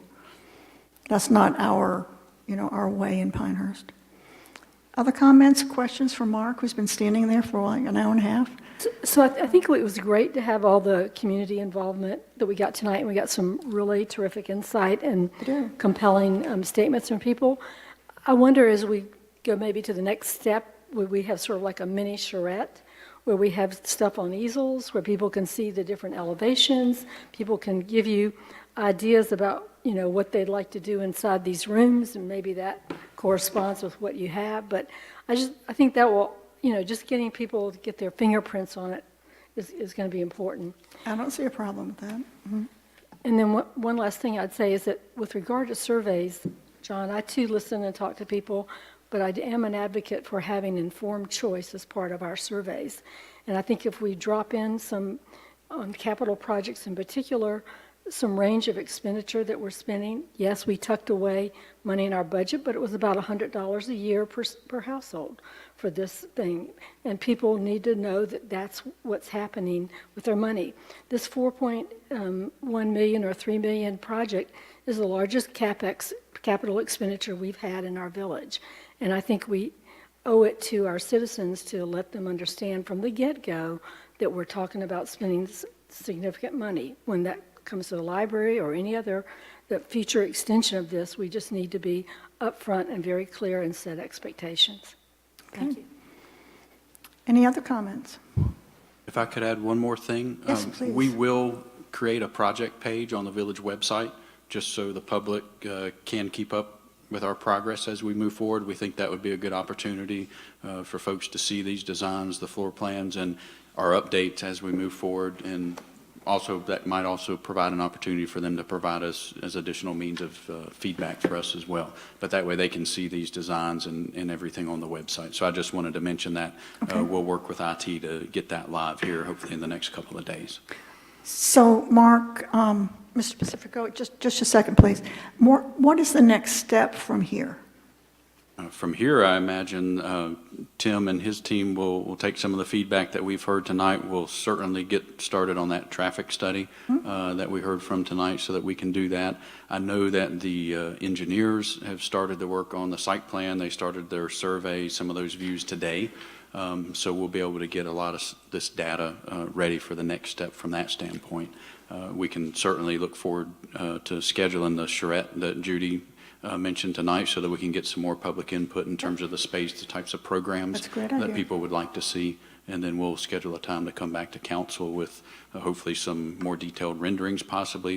It sounds like from what I heard that the brick seems to be the consensus of most of council, maybe not everybody. I heard a hybrid kind of with the brick with a porch is what I kind of heard. Is that what you guys heard from the public? Yes, sir. Yeah. So we can move in that direction in terms of the exterior look, if that's the consensus. And I think they think there is consensus among the council that we need to move forward. Mr. Pacifico, did you have a comment about the community center? No, you have to come to the mic, please. We're recorded, so it'll just sound like nobody was saying anything. I just wanted a clarification. I know somebody had asked the question whether the gymnasium was designed according to the high school standards, and I just wrote down what I thought I heard was 50 by 84. But yet if I look at this piece of paper I have here, it looks more like it's 84 by 100. Well, that's good. Am I correct, or did I hear something wrong, or? No, sir. The actual court size is the 50 by 84. The room itself is 100 by 84, and that's to accommodate the run-by areas as well as the bleachers and the team sitting on the sides and so forth. That's the additional space, so you don't run right into the wall as one of the other speakers. Okay, that clarifies it for me. Thank you much. Thank you, Mr. Pacifico. Okay, so I think maybe since we've been sitting here for 2 hours, we might take a very short comfort break because we have other items that we need to deal with. And thank you so much to David and Tim and Susan. Ann, for being here and listening to all the input from our citizens. And we will have you back, I assume, when we have our charrette, where we put a little bit more meat on the bones. But so far, I think we are very thrilled with what you've shown us and very excited about moving ahead with the project. Thank you for the opportunity. Okay, thank you. Thank you. 1-minute question from Tom Campbell. Where I got my 60+% was from the dissatisfaction rate of the study done by the Kansas City, wasn't it? Oh, yeah, East TC. That took the... Yeah, Oklahoma City. Oklahoma City, okay. And I didn't pull that number out of the air. Oh, no, that's why I want the staff to review over the years, indoor recreation, need for indoor recreational space. Well, but it was stated as dissatisfaction with indoor Exactly. facility. And it was Exactly. 60-some-odd%. Yep, Thank you. I agree. Okay, we need to look at that. Thank you, Tom. Okay, thank you very much, everyone. We're just going to have a short comfort break for those who have to come back, and you know who you are.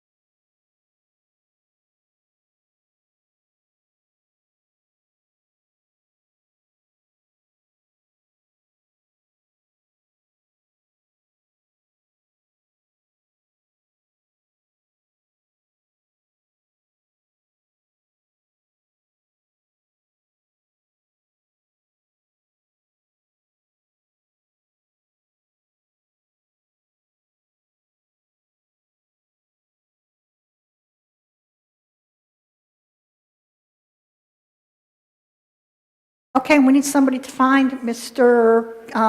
Bouldry and Kevin. You can wait, Kevin, until John appears. Still a comfort break, I think. Right. That's a long comfort break. He's getting a lot of comfort back there.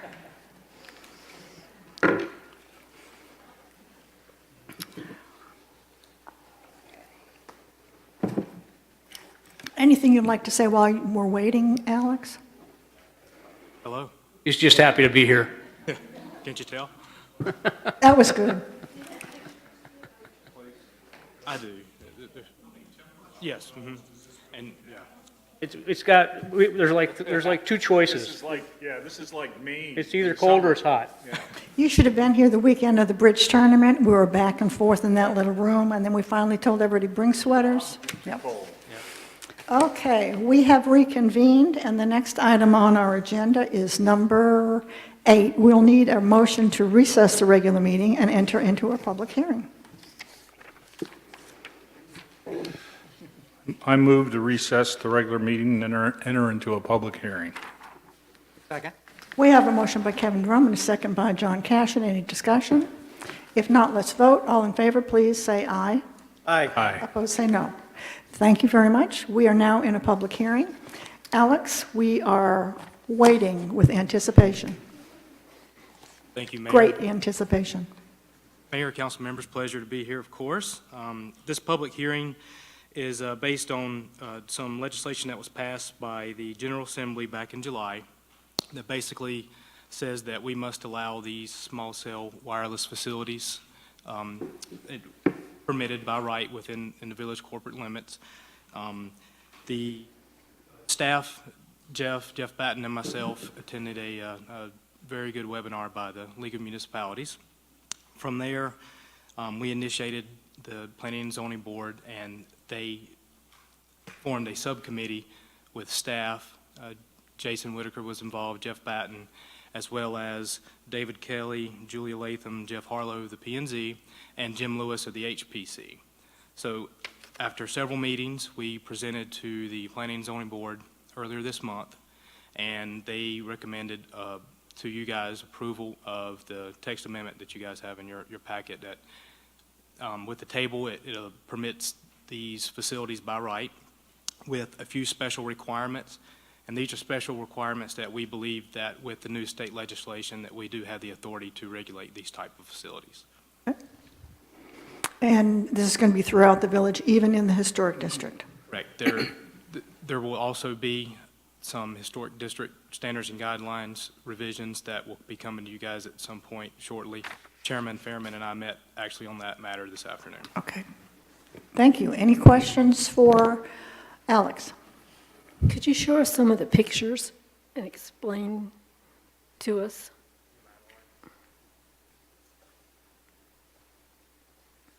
Of course, these are some sample photos that were Right. that were grabbed throughout, so it gives you an idea of what these facilities could look like. Certain installations require new support structures, but the legislation also allows for these to be attached to existing structures within DOT right-of-way as well as village right-of-way. So it gives you an idea of aesthetically what they could look like, and as you can see in the requirements that we're trying to impose within the village, aesthetically what we would be trying to control here. You will be trying to get them to locate on an existing light pole or? When possible, and within the historic district, there's some proposed amendments that would make them mirror the existing street lighting that we currently have.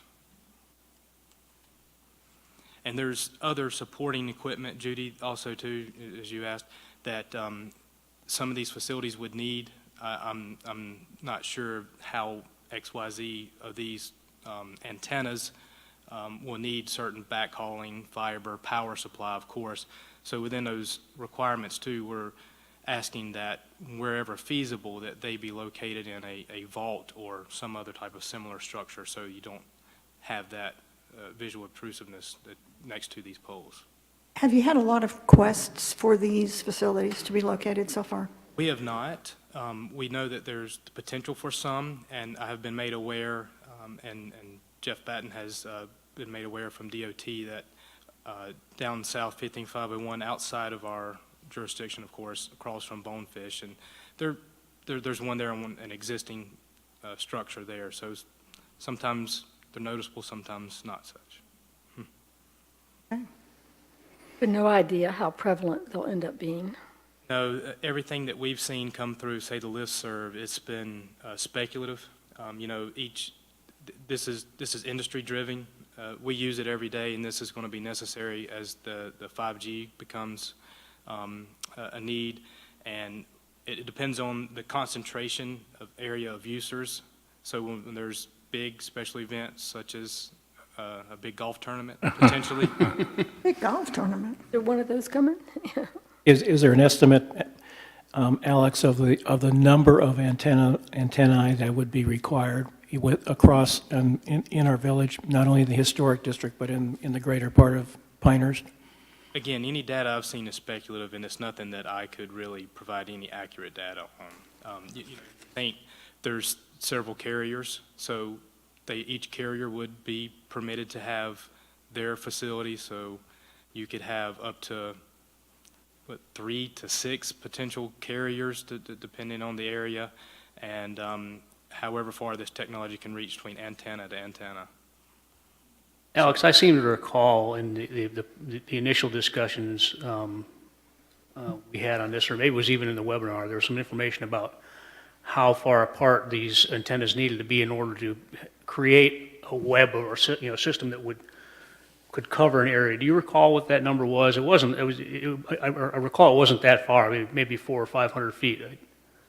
I was going to suggest, I thought I saw 100, so it may have been like 100 yards or something. They had to be fairly close together, I thought. But the exact number, I don't recollect. So let me clarify. Let me see. I'm not sure I quite understand the answer. What would be the dispersion of these antennas? Is it only in the historic area? Is it across our entire village? Well, with the legislation and then also with the requirements that we're imposing here, that it would not be permitted on residential property, so it would be along the right-of-ways. So you would think, what are the heavily trafficked areas? So my thoughts would most likely be along the major routes, the major highways, Highway 5 south, so that would be in the local historic district.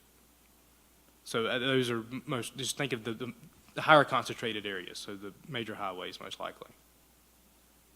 So a point of history, which I don't know how if we ever resolved it, but a couple of years ago there was a safety consideration for the railroads in positive control of rail lines, and that they needed to put a wireless antenna up somewhere to connect, for at least for positive control of trains. And I don't know.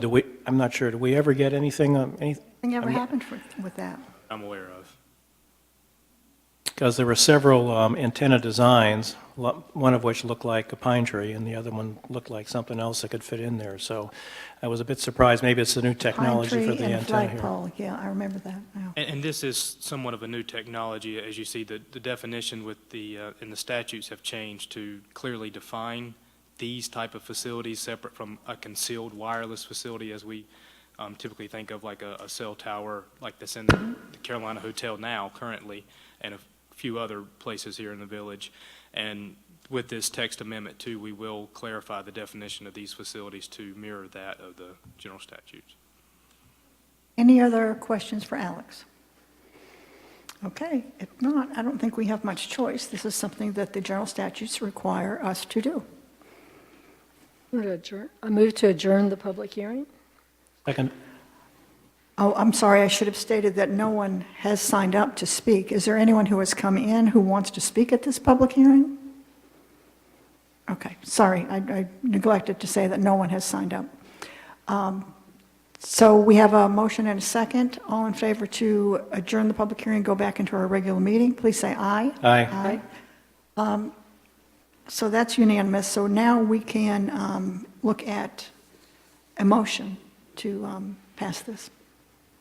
I move to approve ordinance 18-03, amending the Pinehurst Development Ordinance Table 8.5.1A, Table of Permitted and Special Uses and Special Requirements, Section 8.6, special requirements, parens SR, to the table of permitted and special uses and special requirements in Section 10.2 definitions. And I move that the proposed amendments are consistent with the goals outlined in the 2010 Comprehensive Long-Range Plan and are considered reasonable and in the best interest of the public as referenced in the memorandum dated February 21st, 2018 from Alex Cameron, planner. I second that. We have a motion by Judy Davis and a second by Kevin Drum. Is there any further discussion? If not, I'll ask for your vote. All those in favor, please signify by saying aye. Aye. Opposed, say no. Thank you very much. That's unanimous. Thank you, Alex. We appreciate it. Good to see you. Well done, Alex. Well done, well done. Okay, now we are on to other business. Do any council members have any other business to come before the council this evening? We're going Okay, to if go to a not, work session, I'm sorry. right? We're going to go to the Yeah, work we're going to go session, to our right? work session, but we're going to next have comments from attendees. You have any comments from attendees? Okay, if not, then I will entertain a motion to adjourn our meeting, and we will immediately go into our work session. Move to join the regular meeting. Do we have a second? Okay, we have a motion by John Baldry and a second by John Cashin to adjourn our regular meeting. All in favor, please indicate by saying aye. Aye. Okay, we will now call to order